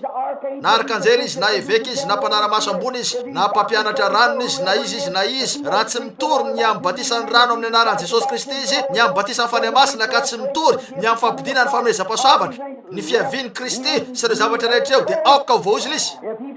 Raha mitady ny anala ampahany amin'ity teny eto ity izy ka ilaza fa ho an'ny andro hafa zany ary anampy hevi-baovao hafahafa zay no natoviny avy tamin'ny seminaire dia aoka ho voaoziny izy. Amaky ansika mba ahitana ny fomba nandraisan'ny Paoly azy mba ahitana ny fomba ny amin'izay ezako lazaina aminareo zao maraina izao. Ary ankehitriny olona vano ilaky fitisa Andriamanitra sa mila sitraka amin'olona fa raha mbola mila sitraka amin'olona dia tsy mpanompon'ny Kristy. Ahoana nafahako iandro zavatra hafa ahoana nafahan'ny olona zay tian'Andriamanitra indrindra raha mpitory teny izy ny andro zavatra hafa akoatra ny fahakalan'olona ho alan'ny olona ianareo. Eny hoy ireo hoy Jesosy raha izaho tompotrano no ataony izaho mpampianatra izay lehibe indrindra aminareo rehetra izaho lay mavita manao fagagana be lavitra sy manao zavatra be lavitra amin'ny alalan'ny fanemasina noho ianareo rehetra satria ato amiko ny fahafenona rehetra ary zaho no natsoiny hoe Belzebuby tsy mainky avany anaovany anareo toy izany. Nefa hoy izy aza manany amin'izay olona zay nareo satria tsy anareo no hiteny fa ny ray izay mitoetra ao anatinareo no hiteny amin'izany fotoana izany fa aza miala amin'ny teny fotsiny. Ary izy rehefa vita nanoratany boky dia hoy izy na iza anaifitra teny ray amin'ity boky ity na anampy teny ray amin'izany dia esorina ao amin'ny boky ny fiainana ny anjarany. Anampy antsika tsy ala amin'izany ane Andriamanitra.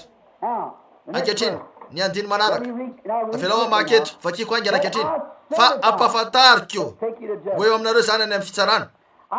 Ampahafantariko anareo rahalahy fa ny filazantsara zay notoriko dia tsy araka ny fanaon'ny olona. Eny sady tsy metodista na batista na presbyteriana na pentekotista tsy araka ny fanaon'ny olona tsy fa izaho tsy nandray azy tamin'ny olona ary tsy mba nampianarina aho. Tsy niraisiko avy tamin'ny olona mihitsy zany na seminaire na mpampianatra na teolojiana na sekoly fianarana. Tsy zay mihitsy ny fomba nahazoko azy, tsy zay mihitsy ny fomba nampianarako azy, tsy zay mihitsy ny fomba nahitako azy, tsy zay fomba zay mihitsy ny natongavany tamiko. Ahoana ary natongavany zany ry Paoly? Nampianarina fa tamin'ny fanambarany Jesosy Kristy ihany. Rehefa nanambara ny tenany tamin'ny Kristy hoe izy no zanak'Andriamanitra fononidina teo amiko io andro hafa io ndray andro iny ka hoy aho iza moa ianao tompoko hoy izy izany Jesosy. Eny zareo asehoko anareo ny zavatra nitranga taminy. eny raha nisy olona nanam-pahaizana teo tamin'ny fotoana io dia ho tian'izy ireo ny ampianatra azy grika folo taona ary ampianatra azy zavatra hafa indray ny folo taona manaraka ary vitany aminy aoriana izany. Jereo tsy nandray azy tamin'ny olona sy mba nampianarina fa tamin'ny fanambarany Jesosy Kristy ihany, fa efa renareo ny toetro fahiny tamin'ny fivavahan'ny Jiosy mpampianatra ambony aho teo. Eny nananako zany, nampianariny Gamaliel izy dia ilay mpampianatra mahay indrindra nananan'izy ireo teo amin'ny firenena. Firy mahafantatra fa Gamaliel no anisan'ny tena mpampianatra sangana zany indrindra ny fivavahako Jiosy. Tena haiko tsy anjery zany, haiko tany saina avokoa ny fanekeham-ponon'ny apôstôly sy reny zavatra rehetra reny. Hitanareo, haiko ny fomba fanaovana ny vavaka amarena rehetra sy ny tsodran'ny olona. Hitanareo, fa nanentsika ny fiangonan'Andriamanitra efa zay tsy izy aho ka nandrava azy toy nanezako ny sambotra n'io andiana olirolery io. Hitanareo, ary nandroso tamin'ny fivavahan'ny Jiosy lehilahy nanana na Izay aho. Tena za dia nandroso tamin'izany, nasehoko azy ireo fa vitako ny anitsakitsaka azy satria zany namona Stefana ary zavatra maro hafa koa nataoko. Hitanareo, zava-bitako fanenjehana tsy arefesina toy na nataony. Ary nandroso tamin'ny fivavahan'ny Jiosy mihoatra noho ny maro zay indray mira amiko eo amin'ny fireneko aho, ka fatrapitana ny fampianarana voatolotry ny razany indrindra. Eny tsarofo fa tsy hoe tenin'Andriamanitra, ny fampianarana voatolotry ny razany, ny fampianarana fiangonana amin'ny fiteny hafa, ny efitena ho metodista hatramin'ny taolako aho, ho batista hatramin'ny taolako, ho pentekotista hatramin'ny taolako. Oh, ary ianareo tiako raha ho Andriamanitra hatramin'ny taolako. Eny zany tokoa. Hitanareo, eny ary fampianarana voatolotry ny razako indrindra, fa raha sitrak'Andriamanitra. Ripaoly, eo ianao zao, zay nanokanahy hatrany an-kiboniny eny, ilay niteraka teto amin'ity tany ity mihitsy, ny niantso ahy tamin'ny fahasoavany mba ampiseho ny zanany tato anatikio. Ahoana zany? Ny fanahy masina ato anatikio, sitrak'Andriamanitra naka lay nanokana ahy hatramin'ny aho tao an-kibo ka nanome any zanany, dia ny fanahy masina amin'ny endrika fanahy ato anatiko mba anehoany ny tenany ato anatiko. Oh la, ataoko fa somary te hika. Jereo, avelao anambara aminareo rahalahy, raha sitrak'Andriamanitra. Oh, alleluia.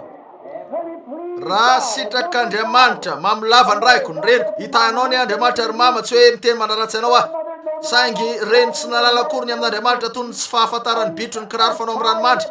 Ray mamy natory teny amin'ny lalana, ary za tsy manananako na dia ny kiraro nentina tany an-tsaikoly azy, sady lavatra eo amin'ny atoko ny voloko, ary nankala ny olona rehetra noho ny tenako avy any Antiokia fa tonga teto andehanà, ary tena natsiravina ny fahitana zany. Kanefa sitrak'Andriamanitra. Amen. Sitrak'Andriamanitra zay nanokanahy hatrany an-kiboniny eny, ny nampiseho zanany tato anatiko tamin'ny nanaovanahy ho mpanompon'ny teny zay hijanona tsy ala amin'izany, kanefa hitana sy famantarana sy zava-magaga ary fagagana. Ary ola, hitanareo ve ny lazainy eto, sitrak'Andriamanitra ny anao an'izany. Ahoana? Eno tsara, ny raisoariny 9:40, ny nampiseho ny zanany tato anatiko mba hitoriko azy any amin'ny Jetlisy. Niaraka tamin'izay dia tsy nakasaina tamin'ny fiangonana aho, tsy nandeha tany amin'izay eveka mihitsy aho ka nanontany azy ny amin'izay tokony ataoko, tsy nandeha teo amin'ny nofamandra mihitsy aho na izay rafim-piangonana ny hafako, tsy ny zavatra ny faraisako tamin'izy ireo mihitsy, tsy nakasaina tamin'ny nofamandra mihitsy aho, tsy niakatra tany Jerosalema ho any amin'ireo mpisorona masina malaza ihany koa, na reo ray masina na reo rehetra reo, ka nanao hoe eny fantatro fa nahita fahitana. Inona tokony ataoko ny amin'izany? Nahitan'i Jesosy tompo voata tao amin'ny fahitana. Ilazy ireo hoe miala eto ianao, fa inona anao olirolery ianao, fa inona nazo anao? Tsia, efa nananako avokoa ny diplôman'izy ireo. Nilaiko ny ary nilazy Paoly eto, azoko aseho anareo ato amin'ny soratra masina, nilazany fa nilainy nanadino zavatra rehetra ny anarany, ka nataony ho tsy misy vidiny mba halalany an'i Kristy. Oh, tsy niakatra tany Jerosalema ho any amin'izay apôstôly taloha koa, fa lasa nakany Arabia dia niverina ho an'ny Damaskosy indray, ary rehefa afaka 3 taona dia niakatra tany Jerosalema mangy any Petera ka nitoetra tao amin'ny 15 andro. Ary raha eto ampamakiny sika dia mahita fa tsy mbola nifankahita mihitsy izy sy ny apôstôly Petera teo amin'ny fiainany, tsy mbola nifankalala izy ireo, tsy mbola nifankahita, saingy rehefa niaona izy ireo dia filazany tsara mitovy ihany no nitoriana.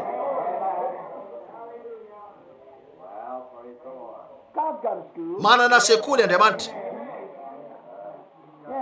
Eny teo Petera nijoro tamin'ny andro Pentekosty izy ka nanao hoe samy mibebaka ary aoka atao batisa amin'ny anaran'i Jesosy Kristy ho famelana ny helokareo ary anareo andray ny fanomezana dia fany masina. O Filipo, feno voninahitra izany, tsy maintsy manao zavatra ihany koa akany nandray antso akany Samaria dia nakeo ary nijoro vavolombelona teny an-dalabe tampotampoka teo nisy olona narary tonga nametrahako tanana ary indro izy fanitsambikina sy ny entana ka nanao hoe voninahitra n'Andriamanitra zay zava-misy dia nisy fivorimbeny atomboka. Hoy izy mila mifany masina nareo rehetra, hoy izy izao ny zavatra tsy maintsy ataonareo, tsy maintsy atao batisa amin'ny anaran'i Jesosy. Koa dia nalany izy ireo, izy rehetra dia nentiny teny ary natao batisa tamin'ny anaran'i Jesosy avokoa. Hoy izy avy aty ry Petera, apetrao eo amin'izy ireo ny tananao ankehitriny. Dia nandray fany masina izy ireo, toy izany koa Petera raha tahotrany Kornelio, tsy mbola nahita azy nanandre zavatra niamy mihitsy Paoly fa nitetiny tany ambony tany Efesosy izy ka nahita ny mpianatra sasany, nahita mpitory teny batista anankiray. Zany izy io Apolosy pahalalana ny ovafo nanam-pahalalana nahiratra izay nandray ny testamenta taloha ka nanaporofo tamin'izany fa Jesosy ny zanak'Andriamanitra. Zany mihitsy lehilahy nanam-pahalalana izy io ary ravoravo izy ireo ka nanana afaliana be milaza ny baiboly. Vakio ny toko 9 sy ny 7 ao amin'ny asa ka jereo raha tsy marina zany, nanana afaliana be izy ireo, nandito amin'ny fanahy niazakazaka tetsyteroa fantareo tsara ho Paoly mpefanirasinareo va ny fany masina fony vaoniny ianareo ary ho anareo rahalahy batista zay miezaka ny ampiditra an'izany eo amin'ny olona ka nilaza hoe toy izao ny dika teny grika voalohany efa niraisinareo va ny fany masina fony na rehefa niny ianareo manao fiakany aminareo aho mba hitondra ny teny grika ato amiko. Fa ananako mihitsy ilay dika teny grika nisy voalohany, ananako ihany koa ny armaika, ny hebreo ihany koa milaza ny tsiraray amin'izany hoe efa niraisinareo va ny fany masina fony vaoniny ianareo. Tamin'ny finoana ny namonjena anareo dia ny finoanareo an'Andriamanitra zany, mitahiry anareo voadio ny amin'ny ota ny raha satria lasa fanatitra zany, tsy mahavonjy anareo ny raha, mitahiry anareo voadio ny raha.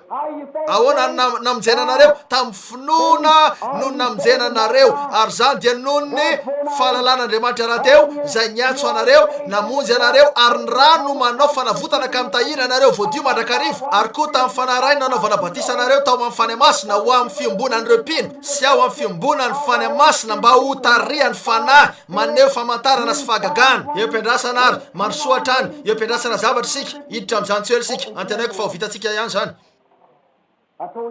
Niteny taminareo mba hanahitra amin'izao oro zao sady zany tafijery an'io fotsiny eny teny ray na roa sisa eny kely fotsiny sisa. Afrina naretan'io famonjena io, afrina karazana famonjena toy inona moa zany? Avy amin'ny fiangonana ho amin'ny fiangonana ve? Avy amin'ny andesika matika fotoana foy amin'ny Hebreo 9:12 mba hijerena fotsiny hoe afrina fotoana foy motsy. Andesika matika ao amin'ny bokin'ny Hebreo ary hojerentsika avy amin'izany fotsiny hoe afrina no aretan'ny famonjena. Jereo hoe karazana famonjena toy inona io? Andesika maki ny Hebreo 9:12 ankehitriny. Fa Kristy kosa rehefa tonga ho mpisorona be ny amin'ny zavatra tsara ho avy dia namaky teo amin'ny tabernakely lehibe lavitra sady tsara lavitra izay tsy natao tanana, izany hoe eny ilay mpampianatra teo ihany io Paoly. Hitanareo tsy isan'ny zavatra ary zao zavatra ary zao ary tsy mba nitondra rano sy lana ranon-janakomby izy fa ny rano tenany no nidirany indray mandeha. Impiry? Indray mandeha ho any amin'ny fitoerana masina ka nahazo famonjena ho herinandro ve? Famonjena hatramin'ny fifahazam-panahy manaraka ve? Karazany ahoana? Fanavotana mandrakizay ho antsika. Inona ny dikany teny hoe mandrakizay? Ao amin'ny Kristy rehefa nino aho tsy misy mahay manaiky hoe Jesosy ny Kristy raha tsy amin'ny fany masina. Misy karazan'olona telo ary noho izany, ny tsy mino, ny milaza tena ho mino ary mino. Fa ho an'ireo izay nino hatramin'ny fiainana mandrakizay no niditra tao amin'ny kianja. Raha sy ilay tabernakely fahiny, inona zavatra voalohany nataon'izy ireo? Niditra tao amin'ny kianja, ny jetrisy. nisy aveo ny alitara varahana zay nanasany ny fanalitra teo amin'ny tavolamena. Aveo ny famonona ny fanalitra sy ny famafazan-dra teo amin'ny alitara. Ka indray mandeha isan-taona aveo Arona voaositra. Tamin'inona? Tamin'ny anitry ny raozy zany sarona manitra. Tamin'ilay didrily sarobidy zay manimpofona fanahidiny izy ireo teo amin'ny lohany zany ary nitsororoka teny amin'ny sisiny akanjony. Jereo ny fomba nidiran'ny lehilahy io tao ambadika io sariny io.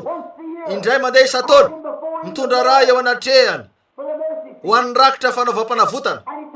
Fa nisy taona nitondrany teny ary adininy tao zany. Rehefa niverina nakan'io izy ireo dia iny fa nitsimoka sy namoa zany. Tena tota zay nentina tananefitra nandritry ny 7 taona teo angamba no napetraka tao amin'ny toerana masina. Jereo tamin'ny fotoana nitondran'izy ireo ny ranony fanekena ny raha dia nilay ny voaositra ary nisy famomandry madinika ny akanjo nanaovany ampongamben-danitra sy famomandry. Ary nisy fomba famindra tsy maintsy nataony lehilahy io ka isaky ny nanetsika ny tongony izy ka nietsika toy izao nanao dingana dia naneno zany: masina masina masina ny tompo, masina masina masina ny tompo, masina masina masina ny tompo. Ola, inona ny zavatra ambarako eto? Eno zao ry Branham Tabernacle. Nanana ny anjaranareo ianareo. Raha vao voaositra ny fanahy masina indray mandeha ny olona iray mba hatsangana ao amin'ny fianakavian'Andriamanitra, mba hapetraky ny ray eo amin'ny toerany sy ampidirana azy eo amin'ny fanomponeto miaraka amin'ny tanjona eo amin'ny fiainany na zay ny antson'Andriamanitra azy. Ny famindrany dia tsy maintsy masina masina masina ny tompo, masina masina masina. Tsy maintsy mitodiketsy ianao ka ho masina masina masina ny tompo. Tsy maintsy mino zay rehetra lazainy atom-panahy ianao azao nefa masina masina masina ny tompo. Aoka ny teniny ho voalohany, aoka ho rehetra ho anareo zany sy ho tafatoetra ho amponareo. Tsy maintsy ao amin'ny teniny famindranareo: masina masina masina ny tompo. Raha makaty fotsiny anenao dia ambarako anao ny zavatra ataotsika. Anao rafitra sika ampidirina eo amin'ny rafim-piangonana ianao ho lehilahy malaza. Masina masina masina ny tompo, masina masina masina ny tompo. Mandrosatrany tsy manova zavatra zay mety lazain'ny olona. Esory reny oronapeo reny, ataovy ty ataovy ty ataovy zao ity koa. Masina masina masina ny tompo. Mibanjina ny Kalvari ny masonareo ary tsy misy zavatra ajanona anareo. Lay fomba famindra anareo mihitsy, mamindra eo amin'ny lalambe ny mpanjaka anareo. Voaositra amin'ilay diloilo sarobidy fanositra, mandroso makao amin'ilay toerana masina indrindra. Amen. Eny ary nilasy Paoly fa tsy nandray an'io avy tamin'olona izy. Inona ny lazainy raha miverina amin'ny Galatianina ny lesitsika? Nampahafantarina ny zava-miafina ny amin'ny sitrapony sika. Inona ny sitrapony? Nampahafantatra an'ireo zava-miafina ny amin'ny sitrapony ho anareo mandray antsoratra ny 5. Andeha angena be ary amoka zao satria efa tarisika. Ny teny tsiraray dia tena vangambolamena ny teny tsiraray. Azonareo raisina tsotro zao zany ka voasana tranatrany. Azonareo alalinina azonareo raisina ny anankiray amin'ireo teny etoreto ary raisina hatrao amin'ny Genesis ka voasana zany. Entina hatrao amin'ny Exodosy ka voasana indray zany. Azonareo raisina hatrao amin'ny Levitikosy ka voasana indray. Ary rehefa tonga eo amin'ny Apokalipsy ianareo dia iny fa Jesosy amin'ny Antsipriany. Amen. Azonareo voasana tsotro zao arak'izay tiavanareo azy zany fa ho Jesosy hatrany rehefa ho tonga eo amin'ny Apokalipsy ianareo. Satria hoy izy: zao le hatrizay, lay ankehitriny ary lay ho avy. Zany solofo sy taranaka David, lay kitany maraina. Zao no alfa sy omega, ny A hatramin'ny Z. Amin'ny abidi grika zao no A hatramin'ny Z. Izao zay izy, izao lay rehetra ao amin'ny rehetra. Marina zany. Izao lay velona ka maty ary velona mandrakizay mandrakizay. Eto amiko ny fahalalay dia ny fahafatesana sy ny fiainatsita. Zay vaingam-bolamena rehetra tsy polinareo eto ka atomboka voasana dia aneo an Jesosy raha voasana. Ankehitriny fotoana fohy sisa dia hijanony sika eny. Inona ary ny zavatra andrasatsika? Inona no antony maheto amin'ny fivoriananareo? Inona ny tanjony zany? Inona ny mampisento an'izao tontolo zao? Inona no antony mampiantona ny bomba atomika? Ahoana ny amin'ireo molécule sy reo atome ary inona zany rehetra zany? Avadio amin'ny Romanina toko 9 fotoana fohy. inona no andrasany zany? Inona no andrasany io rehetra io? Fotoana ahoana io? Romanina toko 9 fa andesika nomboka ary amaky eo amin'ny ataoko hoe ny 9.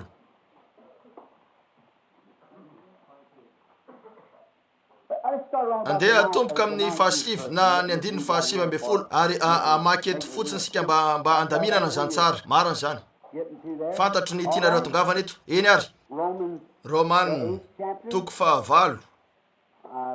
Ataoko fa eo mihitsy azo zao. Eo indrindra ny toko 9 ary andeha atomboka eo amin'ny 9 andeha atomboka fotsiny amin'ny 9 fa izay tarihany fanan'Andriamanitra no zanak'Andriamanitra. Marina zany. Fa tsy nandray ny fanahy-pandevozana ho amin'ny tahotra indray ianareo. Manontany tena raha ho zakako zany. Tsy azaka na inona ianao.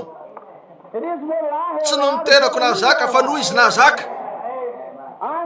Ao aminy ankehitriny. Tanareo? Hoy ianareo ary, eny, raha ao aminy eny, hoy ianareo presbyteriana, ninonay zany hatramin'izay, nefa manaprofo ny fiainanareo fa tsy nino anareo raha tsy hoe mandeha araka ilay karazam-piainana nandehanana ka mino an'ilay filazantsara nytoriana. Hoy ianareo, hoy ny Batista, azo antoka fa mino ny amin'ny antoka mandrakizay nefa mivoaka eny anareo sady mifoka sigara tsy mandeha mandihy, ny vehivavy manapaka ny volony mandoko ny tarehiny ka manao tahaka an'ireny tsy haiko reny. Ny asanareo manaprofo fa tsy inonareo zany. Rehefa hoy inonareo hoe ny fanasitrana an'Andriamanitra, zao nolazain'ny mpampianatra Johnson hoe tamin'ny andro fahiny zany. Ripy tsara velatsy.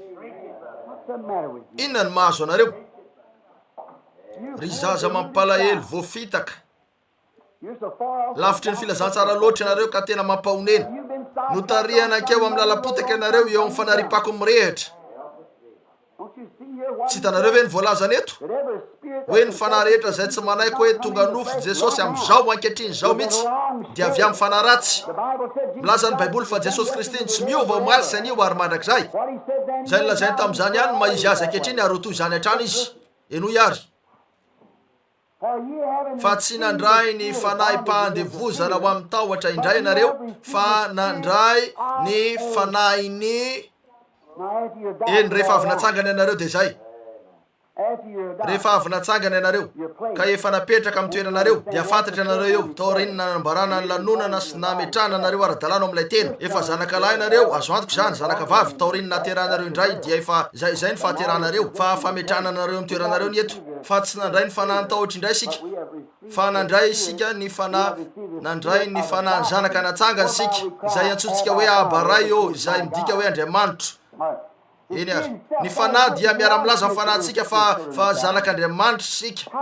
Ahoana ny siny zany? Hoy ianareo voninahitra n'Andriamanitra. Aleloia. Tsy maneligely zany zanak'Andriamanitra ka mivoaka eny ianareo manao andray ny fanaonareo reny. Ny fanahin'Andriamanitra dia anao ny asan'Andriamanitra.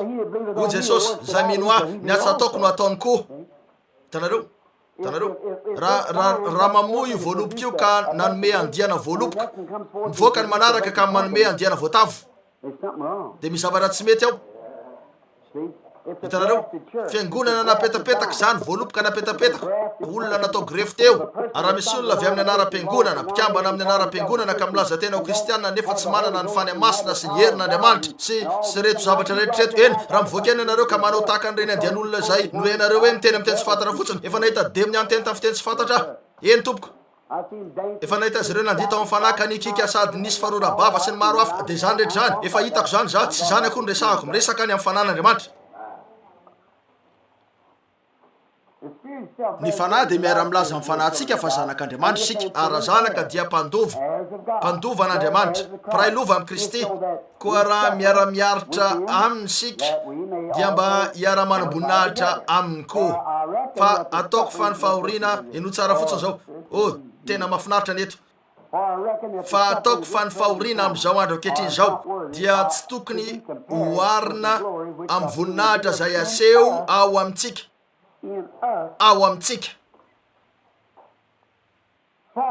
Fa zao zavatra rehetra zao dia samy maniry fatratra. Misy eto misy teny kely eto, fanamariana kely etsy ambany, zavaboary no izy amin'ny grika. Maniry fatratra ny zavaboary dia miandry ny fampisehoana reo zanak'Andriamanitra. Inona no andrasan'ny zavatra rehetra? Inona no andrasan'izao zavaboary rehetra zao? ny fampisehoana reo zanak'Andriamanitra. Miandry ny fahatongavan'ny fiangonana eo amin'ny toerana zany. Iza moa ilay zanak'Andriamanitra fony teo Adamo? Taiza ny toerana nanapahany? Ny tany. Ny tany no nanana ny fanapahana, tsy zany ve? Tsy ela Elohim misy teo, efa Jehova izy. Hitanareo, zao zany Andriamanitra aho, ary nanao an'ireo kelikely kokoa izay manaiky ny tena koa, ary nomeko fanapahana izy ireo. Ary ny fanapahana, ny tany ny toerana nanana ny fanapahana, nanana fanapahana teto tany olona, koa miandry ny fampisehoana ireo zanak'Andriamanitra ny zavaboary rehetra.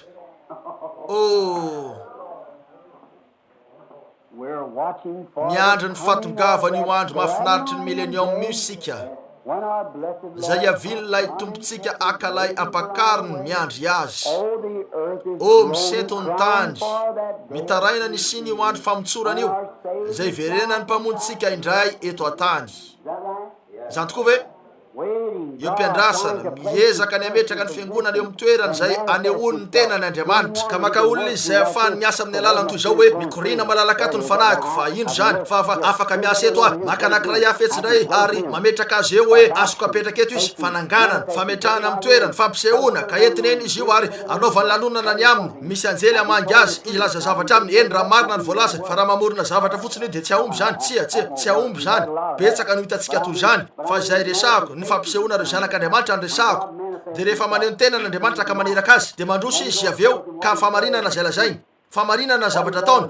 Maneho an Kristy amin'izay rehetra ataony izy. Ahoana ny itsaranareo azy? Amin'ny fomba hijoroany amin'ny teny. Mifanitsy amin'ny teny. Hitanareo, zay ny fomba lalanareo ny olona rehetra, dia amin'ny alalan'ny fomba hijoroany amin'ny teny. Raha miteny mifanohitra amin'ny teny izy, dia tsy misy fiainana ao aminy. Hoy ny Baiboly, hitanareo, ialao izy ireo. Ankehitriny andesika maky ary tsy maintsy hijanontsika avy eo satria efa lasa ny fotoana anantsika. Eny ary, ny 110 na ny 107 izy. Rehefa nampahafantariny zava-miafina ny amin'ny sitraponsika, ny langanantsika, araka ny safidiny zay nokasainy ny tenany. Izy tena no nikasany io talohan'ny nanorenany zao tontolo zao. Firy ny mahazo an'izany? Tanareo, mba ahatanterahany ny fitondrana. La tonga eto ndrasika. Tanareo, aleo andalovana fotsiny zany. Tanareo, fitondrana tao mandrapatapitry ny andro voatendry. Meny ny fitsinjaram-potoana ve nareo? Zay ny voalazan'ny Baiboly. Ny fitsinjaram-potoana mandrapatapitry ny andro voatendry. Inona ny hoe mandrapatapitry ny andro voatendry? Nisy ny fitsinjaram-potoana ho an'ny nisy ny fitsinjaram-potoana ho an'ny lalàna nentin'i Mosesy. Nisy ny fitsinjaram-potoana ho an'ny Jaona mpanao batisa. Nisy ny fitsinjaram-potoana ho an'ny Kristy. Nisy ny fitsinjaram-potoana ho an'ireo rafim-piangonana. Nisy ny fitsinjaram-potoana ho an'ny fitsahan'ny fany masina. Fa fitsinjaram-potoana ho an'ny fananganana ankehitriny dia izay andrasany zao toy izao sy mampiseto azy. Ary rehefa tonga ny fahataperan'ny andro voatendry, rehefa eo ny fitsinjaram-potoana ho an'ny fahataperan'ny andro voatendry. Inona io fahataperan'ny andro voatendry io? Rehefa mitsangana amin'ny maty. Rehefa tsisy tsony ny aretina. Rehefa tsy misento intsony ny tany rehetra. Ny fahataperan'ny fitsinjaram-potoana voatendry. Jereo zao. Amin'ny fotoana atanterahany fitondrana tao mandrapahatapitra ny andro voatendry, anangona ny zavatra rehetra ho iray ao amin'ny Kristy. Tsy fahalovay ianareo? Ahoana nanaovany zany? Anangona ny zavatra rehetra ao amin'izy izy. Ahoana ny idiranareo amin'ny Kristy? Fanara ihany no nanaovana batisantsika ho tena iray ary tenan'izy io tena io, zay efa nitsarainy. Nalainy ny fitsaranantsika, koa inona zasika rehefa hitako ny raha dia andalo eo aminareo aho. Isaky ny mijery an'io teny io izy dia ino fa eo zany miosodra amin'ny fomba ahoana ny maha ahy ny fanahy masina mandalo eo izy. La amin'ny fotoana mba hatanterahany fitondrana atao mandrapatapitry ny andro voatendry, anangona ny zavatra rehetra ao amin'ny Kristy na ny any an-danitra. Eny raha tianareo ny resaka ny amin'ny anarana dia atombotsika zao dia zao fotoana fohy zany. Inona ny antsona ny ankonana rehetra ny an-danitra? Inona ny antsona ny ankonana rehetra eto tany? Misy vehivavy maro mahafinaritra eto, mahafinaritra, tena ramatoa, misy ramatoa maro. Fa anankiray ihany Madame Branham, Madame William Branham, izy ny vadiko. Izy ny mody any an-trano miaraka amiko. Hitanareo, ny hafa samy mody miaraka amin'ny vadiny hafa. Tokana ihany ny fiangonan'Andriamanitra velona lehibe. Mitondra ny anarany izy io. Feno ny fanahiny. marina zany tsy milaza hoe tsy reo asa soa no melohako, tsy ny hôpitalin'izy ireo sy ny zava-tsoa ataony melohako, ataoko fa mahafinaritra zany fitahin'Andriamanitra mo an'ity tontolo manitra fadiranovan'ity zany, tsy reny zavatra maro hafa ataon'izy ireo reny no melohako, mahafinaritra sy tsara tsotro zao zany. Ary reo rafi-piangonany lehibe zay antapitrisany dollara, azo antoka fa aleoko lavitra mahitsy zany toy zay reo mpivarotoka isaky ny zoron-dalana, azo antoka fa manaja azy ireo amin'ny mampitory-teny azy eny am-pilipitra, fa raha ny amin'ny fanangonana zavatra rehetra eo amin'ny fiafarany fitsinjaram-potoana kosa dia ilaina ny andry ny fampisehoana reo zanak'Andriamanitra amin'ny fitsinjaram-potoana io mba ahafahany manangona ny rehetra dia reo rehetra nentina ho ao amin'ny Kristy. Inona moa Kristy? Firy aminareo ahoana ny idirantsika ao aminy? Kortiana 2:12 fa fanaray ihany no nanaovana antsika batisa ho tena iray, dia ny tenan'ny Kristy zany, ka nanao antsika ho mpandray anjara amin'ireo fanomezam-pahasoavana rehetra sy amin'ireo zava-tsoa rehetra anarany. Zany tokoa ve ary misento ny tany rehetra mitaraina miandry an'ireo fampisehoana dia ilay fotoana ampikambana ny Kristy sy ny fiangonana iray mba fitondrana atao mandrapatapitry ny andro voatendry anangonany iray zavatra rehetra ao amin'ny Kristy, na ny any an-danitra na ny etỳ an-tany dia ho ao aminy an-tany, ho ao aminy nandraisantsika ny lova. Rahalahy Neville mamela raha maka fotoana be aho ty fotsiny zao teny zao lova. Andriamanitra fantatra anareo fa avana mafitra ho azy zany rahalahiko, za tsy antanaiko fa tsy adala, fa somary ataoko fa tsy adala, nefa la inona hoe lova iray, nandray lova iray sika. Ny laina nisy namela zavatra ho anareo zany.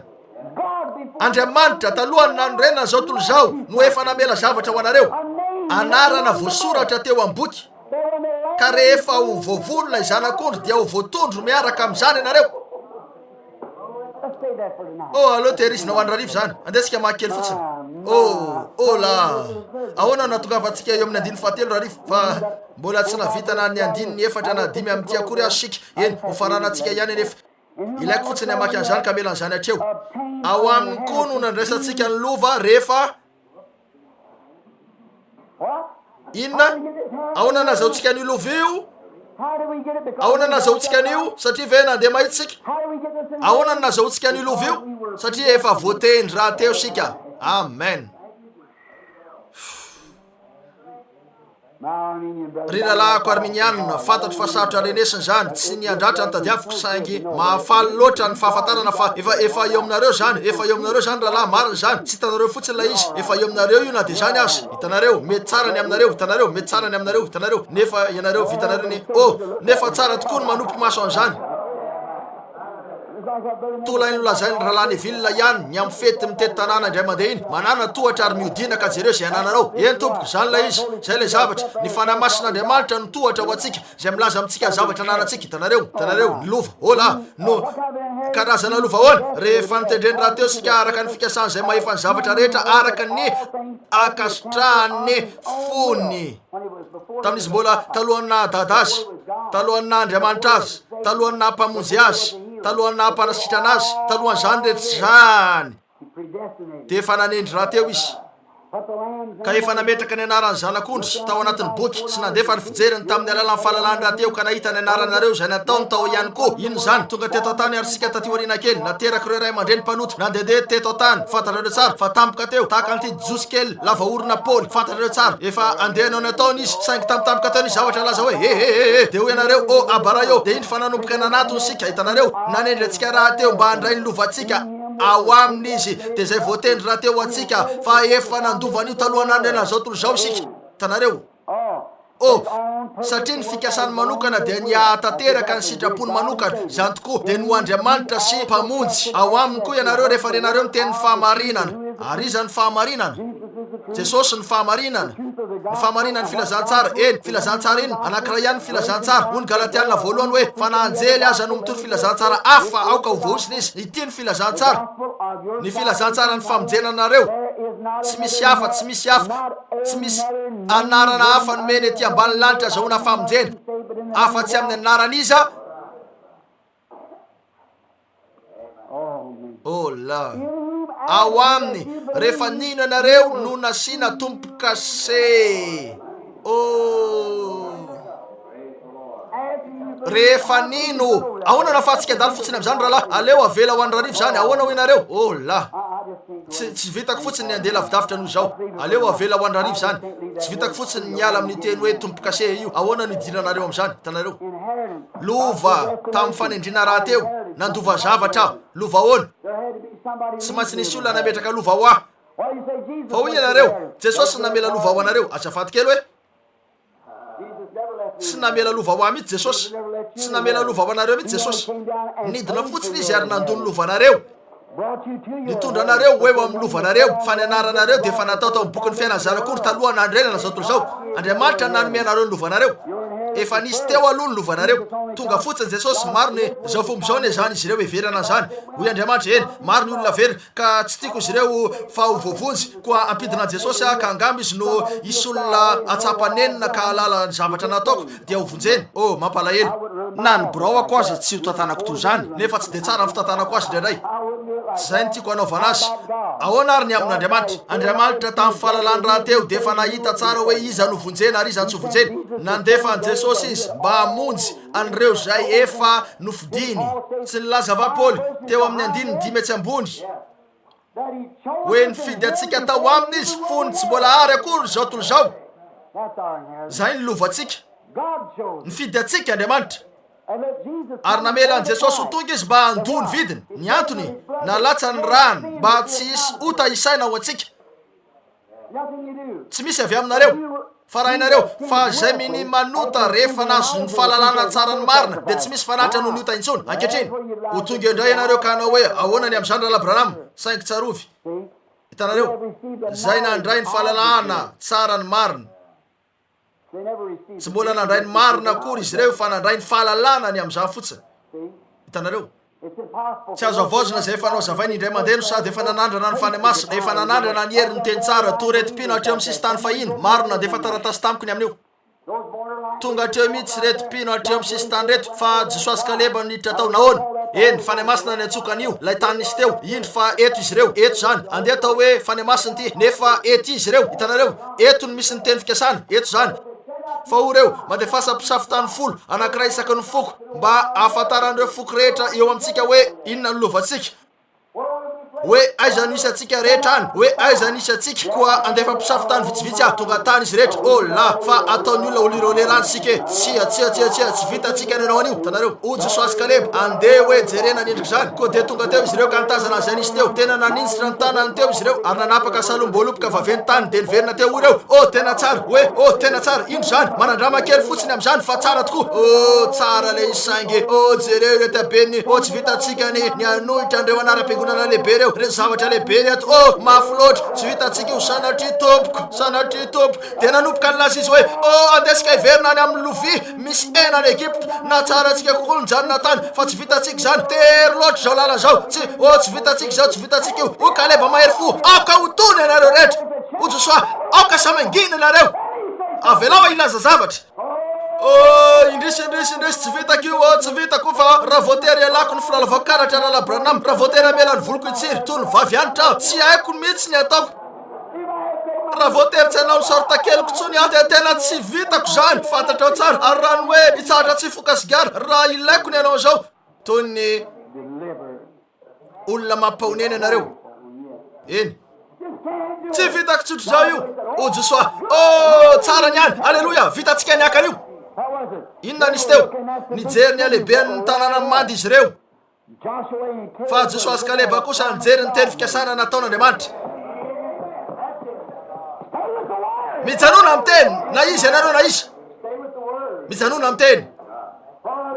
Fa hoy Petera mibebary aoka samy atao batisa amin'ny anaran'i Jesosy Kristy mba azo famelana ny helokareo. Fa ny teny fikasana dia ho anareo. Inona ny tany nampanantenana? Sy ho an'ny zanakareo ary ho an'izay rehetra lavitra na iza tsony ny tompo Andriamantsika anatona azy. Aza tao andratro zany eto am-pamaranana. Aza tao zany re. Tanareo fa ianareo zay mpivahiny masina sy nazarianina tonga anareo hatreo amin'ny fanamasinana. Ny roso hatreo amin'ny faritra zay nahafahanareo nahita voalopoka mihitsy azy. nefa nitodika anareo aveo ka niverina. Azonareo ve zava-nisy zay ny olana tsy nirosatra ao amin'ilay tany mihitsy ianareo. Aseo amiko zay nazerianina na mpivahiny masina na ny anankiray amin'ireo zay eny amin'ny sahanasa ankehitriny ka manao fivorian-dehibe fanasitranana miaraka amin'ny famantarana sy fagagana amin'seho. Aneo anankiray ny fakazatra tamin'ny Egypte ianareo nandeha niverina tamin'ny lovia feno tongolo nijanona tao Kades Barnea. Marina zany jereo tsara avelao aneo ampahany kely aminareo ny ao amin'ny Hebreo toko fahaenina tsy azo avaozina zay efa no azavainy indray mandeha. Efa malala tsara ianareo raha tsy zany de malala ianareo ankehitriny tanareo. Ka efa nandray anjara ary nanandrana ny fanomezana avy any an-danitra nanandrana. Hitanareo makany am-piangonana ny olona dia mipetraka eo izy ka manao hoe fantatrao moa mety marina ny azy ireo mety marina zany mety zany marina nefa lazaiko anao fa tena mila finoana be vao vita zany. Nanandrana an'ireo fanomezana avy any an-danitra nefa nanao ny rano fanekena ho zavatra tsy masina de zay nanamasina anareo tahaka ny tipitorotena anankiray nalefa ny reniny tany izy hoy izy io manana antso ny ompanompo tompo ah. Tsara zany zavatra voalohany ilaina ataoko dia ny anasany lambanao ry malalako misy sekoly anankiray de fasako anao zay ny zavatra ratsy indrindra tamin'izay efa nataony. Marina zany esoriny izy ireo hiala amin'ny avokoa zay mba izan'Andriamanitra petraka ao aminy koa ankehitriny jereo tsara fa raha mini manota isika mini manota rehefa nazo ny fahalalana tsara ny marina ny fahalalana hitany eo amin'ny soratra masina zany ary fantany fa milaza ny baiboly hoe izy ny tsy miova masina eo ry mandrakizay. Hitanareo fa zay ny fahalalana tsara ny marina ny fahitanan'io nefa mandasika ka manao ny rano fanekena ho misy manao hoe oh eny mino an'Andriamanitra tsara zany nanao dingana voalohany ianareo azo antoka fa mino ny fanasitranana tsara zany eo an-tsisy tany misy ianareo tonga hatreo ianareo ary efa vonona ny andray ny fanamasina kanefa mijery eny ianareo ka manao hoe tsy haiko loatra ny amin'io raha tsy maintsy tondrantena toy ny tsy haiko loatra fantanareo ve ny antsoina ireny olo reny tsy haiko loatra na vitako ny anao an'io na tsy aleoko no mpikambana fotsiny any amin'ny hitanareo. Ary fantanareo moa zavatra mitranga hoy izy tsy ho tafiditra ao mihitsy izy ireo nanota izy ireo ka tafahoatra ny androm-pahasoavana nomena azy. Izay ny lazain'ny baiboly fantatro fa entry zany kanefa hoy ny baiboly nanandrana an'ireo fanomezana avy any an-danitra ary nanao ny rano fanekena zay hoy ireo mino ny fanamasinana de ny fiainana masina sy mendrika ary-madio azo antoko zany. Nefa rehefa hitanareo ny batisa ny fanamasina sy ny batisa sy reto zavatra hafa maro atao amin'ny baiboly reto de inona ny nataonareo nanao ny rano fanekena zay nanamasinana anareo ho zavatra tsy masina fa inona loatra reny napakatra anareo hatreo ry sakaiza. Inona nandrobaka anareo ary inona no niaro anareo tsy ho lasa mpanota ikoizana. Inona no nanaisitra ny ota teo amin'ny fiainanareo ny fifohana ny fisotroana ny vehivavy sy ny zavatra maro niala teo amin'ny fiainanareo de ireo zavatra tsy tokony natao. Inona niteraka an'izany rano fanekena ary nanatona akaiky tokoa ianareo mba hanandrana ny voaloboka atao amin'ilay tany hafa kanjo menatra ny filazantsara ianareo ka matahotra ny anaram-piangonana anareo amindra fo aminareo any Andriamanitra. Eny tompoko manao ny rano fanekena ho zavatra tsy masina ka naniratsirandreo asan'ny fahasoavana tsy ho tafiditra ao amin'ny tany mihitsy izy. Inona no nitranga manontany anareo eny fa zarako no mandray endrika ary zay olona rehetra malala ny baiboly dia zatra mandray endrika. Move ka nisy tamin'ireo lehilahy reo mba tafiditra tao amin'ny tany nampanantenana io na de ray azy iza navidy zany iza tafiditra tao reto zay nakany voalohany ka niverina nanao hoe azotsika rombahany zany azotsika nanana ny fanamasina satria efa nilazany Andriamanitra.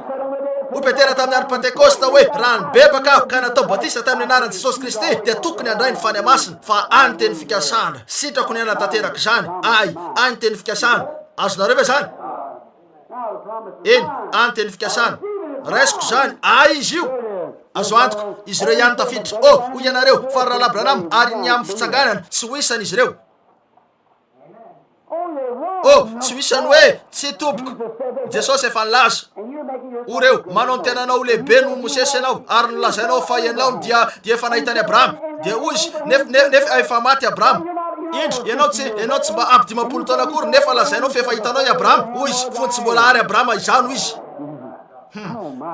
la zano izy eo atrany Andriamanitra mandrakizay tsy omaly tsy rapetso zano izy hitanareo lay Andriamanitra eo atrany lay Elohim zano izy de nalain'ireo izy efa nikasany amono azy izy ireo teo hoy izy fa ninana ny manatananefitra andrazanay 70 taona nandatsara Andriamanitra mofo nirosaka avy tany an-danitra zay namoky azy ireo nakany am-piangonana izy ireo sady mpiambana tsara tao amin'ny fiangonana 70 taona maty tao amin'ny fiangonana misy le renikoanitra sy sisa toy zany ny razanay ninana ny manantananefitra 70 taona de ho Jesosy maty avokoa izy rehetra maty midiko zany hoe fisarana mandrakizay maty avokoa izy rehetra. Nefa lazaiko anareo fa zany mofinaina zay nidina avy tany an-danitra avy amin'Andriamanitra, zay olona mihinana ty mofony fanahy ty, izy no manana fiainana marak'izay ka tsy ho faty. Fa izaho anangana azy amin'ny andro farany. Rahalahy, tsy mahafinaritra va izy? Tsy mahafinaritra va izy? Mahafinaritra, mahafinaritra. Tsy mahafinaritra va Jesosy tompontsika? Nahita ny masoko, nandre ny sofiko an'izay efa voarakitra tao amin'ny tenin'Andriamanitra. Tsy mahafinaritra va Jesosy tompontsika? Tsy zany ve? Hitantsika ilay fanahiny mamantatra zay mandehandeha eto anifontsika, mahita azy manao fagakana sy famantarana ary zava-matalanjo isika. Mandre an'izany voasoratra sy mivoaka amin'ny vatana avy amin'ny teny eto, sady hitanareo mivoaka eto ny fanamarinana an'izany. Ola, nahita ny masoko, nandre ny sofiko an'izay voarakitra tao amin'ny tenin'Andriamanitra. Tsy mahafinaritra va Jesosy tompontsika? Ao anatin'ny 2 na 3 minitra isy batisa ny rano atao eto, ary ankehitriny ho anareo zay atao batisa, aoka ny vehivavy andehetsy ary ny lehilahy avy ery amin'ny ilany ery. Zao zany ny lehilahy eto ankaviako eto amin'ny ilany ity, ary ny vehivavy etsy isy anabavy eny miaraka amin'ny akanjo efa vonona. Ary misy lehilahy na vehivavy eto zao marainy zao zay resy lahatra ka mino ny tenin'Andriamanitra, ary nonareo fa miazona ny teny fikasany Andriamanitra hoe raha mibebaka marina amin'ny fahotany rehetra ny olona iray. Eny, tsy mbola nanao zavatra ny rahatra eo, tsia finoanareo an'Andriamanitra fotsiny zany, ary niantson'Andriamanitra manao hoe niantsonareo fotsiny. Zay ny zava-misy ankehitriny. Tsy mbola natao batisa fa raha afaka nanomboka niova mantsy aho.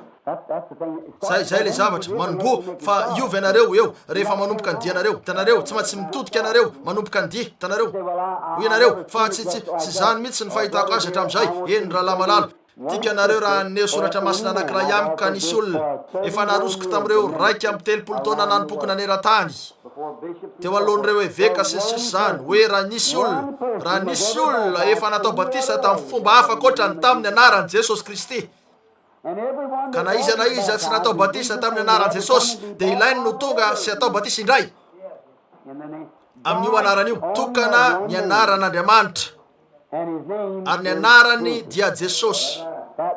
Lay zanany zany, naka ny anarany zanany izy Andriamanitra. Eny, Jesosy lay vatana dia olona, fantatsika zany.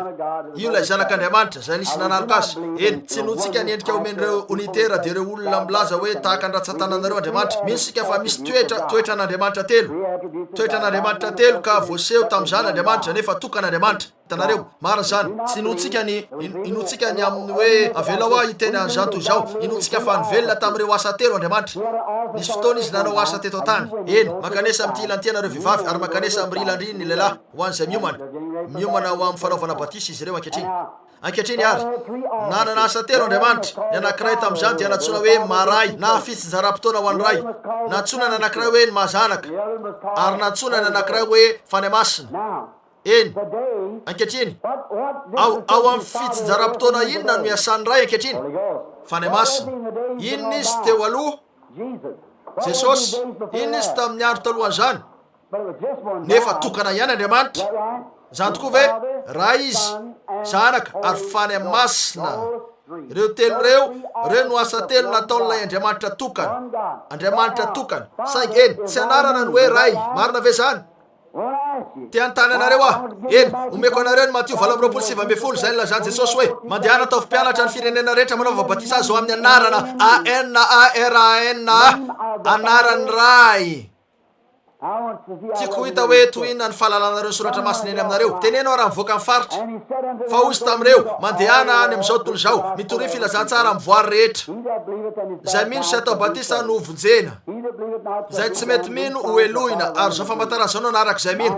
Amoka dia amin'ny anarako izy ireo. Marina ve zany rehetra zany? Iteny amin'ny fiteny tsy mbola hainy izy andramena rano. Eny, ho tononoko aminareo ny matsio ankehitriny eno iary ny mpahay tantara no angatahiko eny atao rakipeo zy ty mandeha maneran-tany zao mangataka mpahay tantara rehetra aho mba hoaty amiko ka hitondra eo amiko ny latsoratra misoratra masina na latsoratra tsy ao misoratra masina latsoratra misoratra masina na tantara ka andalateny teo amin'ny tantara ka efa nanondro fa nisy protestanta hoe nisy olona efa natao batisy tamin'ny anarany ray zanaka fany masina talohany namoahany fiangonana katolika zany tao amin'ny fivorimbe tao nise eny eo amin'ny rakipeo zany ka mandeha maneran-tany adika amin'ny fitenim-pirenena 7 samihafa izy reny alohako ny saran-dalanareo hiampitany oseano maro zany ray zanaka ny fany masina dia dogma katolika diso sy santoko fa tsy batisa kristianina maran zany nakan'izany avy tamin'ny fiangonana katolika tamin'ny alalan'ny katesisme lutera nandray aniova sy leka androso tamin'izany saingy andro fampisehoana ireo zanak'andriamanitra ny ankehitriny dia ny fotoana fampahafantarana an'ireo zava-miafina nafenina hatramin'ny andro ena n'izao tontolo izao ankehitriny ny ora zany tokoa tsaro fa tsy nisy mihitsy olona tao anaty baiboly ka natao batisa tamin'ny anarany ray zanaka fany masina nandritry ny 300 taona taoriany nahafatesan'ny apôstôly farany tsy nisy na dia ray aza ka natao batisa tamin'ny anarany ray zanaka fany masina nilan'izy ireo samy efa nivakiko ny razabe talohan'ny nise fivorimbe tao nise fa nanomboka teo no nananganan'izy ireo rafitra zay natsony hoe fiangonana kristianina maneran-tany ka nanaovany rafi-piangonana avy tamin'izany sy nanereny olona rehetra anaiky anio dia ny fiangonana katolika zany ny tena dikany teny hoe katolika dia maneran-tany fiangonana kristiana maneran-tany manerana an'izao tontolo zao hoe fiangonana anankiray andrakotra an'izao tontolo zao amin'ny kristianismany nanery ny olona anaiky anio izy ireo fa tao amin'izany nampiarany nesorony venus nataony teo maria nesorony paoly na jupiter ka nataony teo paoly mbola fanim-potsampy hatrany io marina zany nivoaka fiteny fiangonana katolika ary taoriny 500 taona andefa oroana tsara Olosville izy ireo ankehitriny benure nalefan'izy ireo la dity folo voatsely zay iriko ny mba amin'ny tany izy ireo raha ny atao an'ireo 500 taona nisy ny taona masina iriko raha voakan'izy ireo zany hitanareo 500 taona nampaoriny jetlis tamin'ny fotoana nanereny ny olona rehetra ka naminony azy ireo novonony na antony nasy ny omby tetsy andaniny ary omby hafa ny tanany ilany dia sainy manoroka lakora raha tsy zany dia alefany amin'izay alehan'ireo omby reo mikasika an'io aho tany Suisse mihitsy tao ambadika ireo tsatoka nisy azy ireo ka nanapahana ny lelany ary natsona hoe mpamosafy sy ny sisa izy ireo tena marina zany marina ary zany fanahy zany ihany no misy ankehitriny ny lalàna no miazona an'io tsisy eo andraso ny fotoana nana ny fahalalahana lazany baiboly andraso fotsiny mandra-panehoany lokony ka misy anaovan'izany mety fidy an'izany tsy oely ianareo raha ny fahafantarako azy hitanareo isy zany ho avy zany tsy misy fomba ialana amin'izany tsy maintsy isy io marina zany tsy maintsy isy io efa eo ampatongavana koa rehefa isy zany dia mitandrema tsara nefa rahalahy ny zavatra ilaina fantarinareo dia zao fantatro lay ninoko amen toizantsika ny hitanareo zay lay izy nisy fotoana lay mpanoratra rehefa niteny tamin'ilay mpanoratra ny baiboly lamizah ny tenako rehefa nijery ka nahita ny famantaranatry ny elany amin'Andriamanitra io izy ka tena mitovy amin'io tokoa nisy teboka madinika telo teo amin'izany dia hoy ah inony reto hoy izy Andriamanitra atao amin'ireo toetra telo io hoy ah tahaka ny ray zanaka ny fany masina ve nijery ah izy hoy izy mino an'izany ve ianao dia hoy ah eny tompoko hoy izy rehefa nahita ny fiasan'ny famantaranandro ray andro iny dia neritreretiko mpaminany ny tompo ianao hoy izy hitany fona ho aneny tompo nataony teo amiko ny tanany hoy izy fa ankehitriny fantatro fa zany tokoa hoy izy tsy mahalala an'izany akory reto vahoaka amerikanina hoy izy tsy mahalala ninonina akory izy ireo hoy izy miezaka izy ireo niaka ny bokiny tatsinanana ka anao an'izany boka tandrefany tsy fantany izy ireo akory ny baibolina hoy izy tsy misy anarana hafa ety ambany lanitra tsy misy anarana hafa satria tsy nisy olona natao batisa akoatrany tamin'ny anaran'i Jesosy Kristy tsy misy zany hoe olona telo ao amin'Andriamanitra tokan'izany ary io raha lamizah io ny mpampianatra lamizah lay nandika ny baiboly lamizah zay sakaizan'ny ingénieur akaiky sy ireo diplomate maro eto antany sy ny maro hafa izy na mianakana anao hoe hitifitranao ny olona ndray androany noho ny amin'izany saingo izy tsaro fa matonony amin'ilay antony ny olona rehetra toy izany tiako no tahaka ny petera fahiny rehefa atao amponjy izy nisy zazalahy kely anankiray teo ary tsy nahatombony izy io dia hoy izy oh fa inona ny olana hoy izy fantatrao ve fa hovonona ianao hoy petera eny hoy izy fa ho faty androany ianao hoy izy eny hoy izy fa izy ireo tsy matahotra ve ianao hoy izy tsy hoy izy tena isan'ireny antsony izy ireo hoe kristiany reny ianao ty hoy izy eny hoy izy fa inona no nitranga de nambarany azy nipetraka teo izy ary nambarany tamin'ny tantara ary mbola ny tantara izy tamin'ny famaranany de hoy izy afaka ho votsitra ny azo amaray zao azoko ataony akeny ka ikambana amin'ny anankiray am'ireo anara-piangonany de sofaty ah tanao afaka ho votsitra saingy raha teo am-pivoahana ny vavadiny tanàna de nahita olona tonga niditra teo nahafantatra azy io ah hoy ah tompo ho aiza ianao hoy izy miverina mba homboana indray de hoe de niverina tamin'izay fotoana zay nolazany izy ireo hoe izy aminareo no antsona hoe Simona Petera hoy izy za zany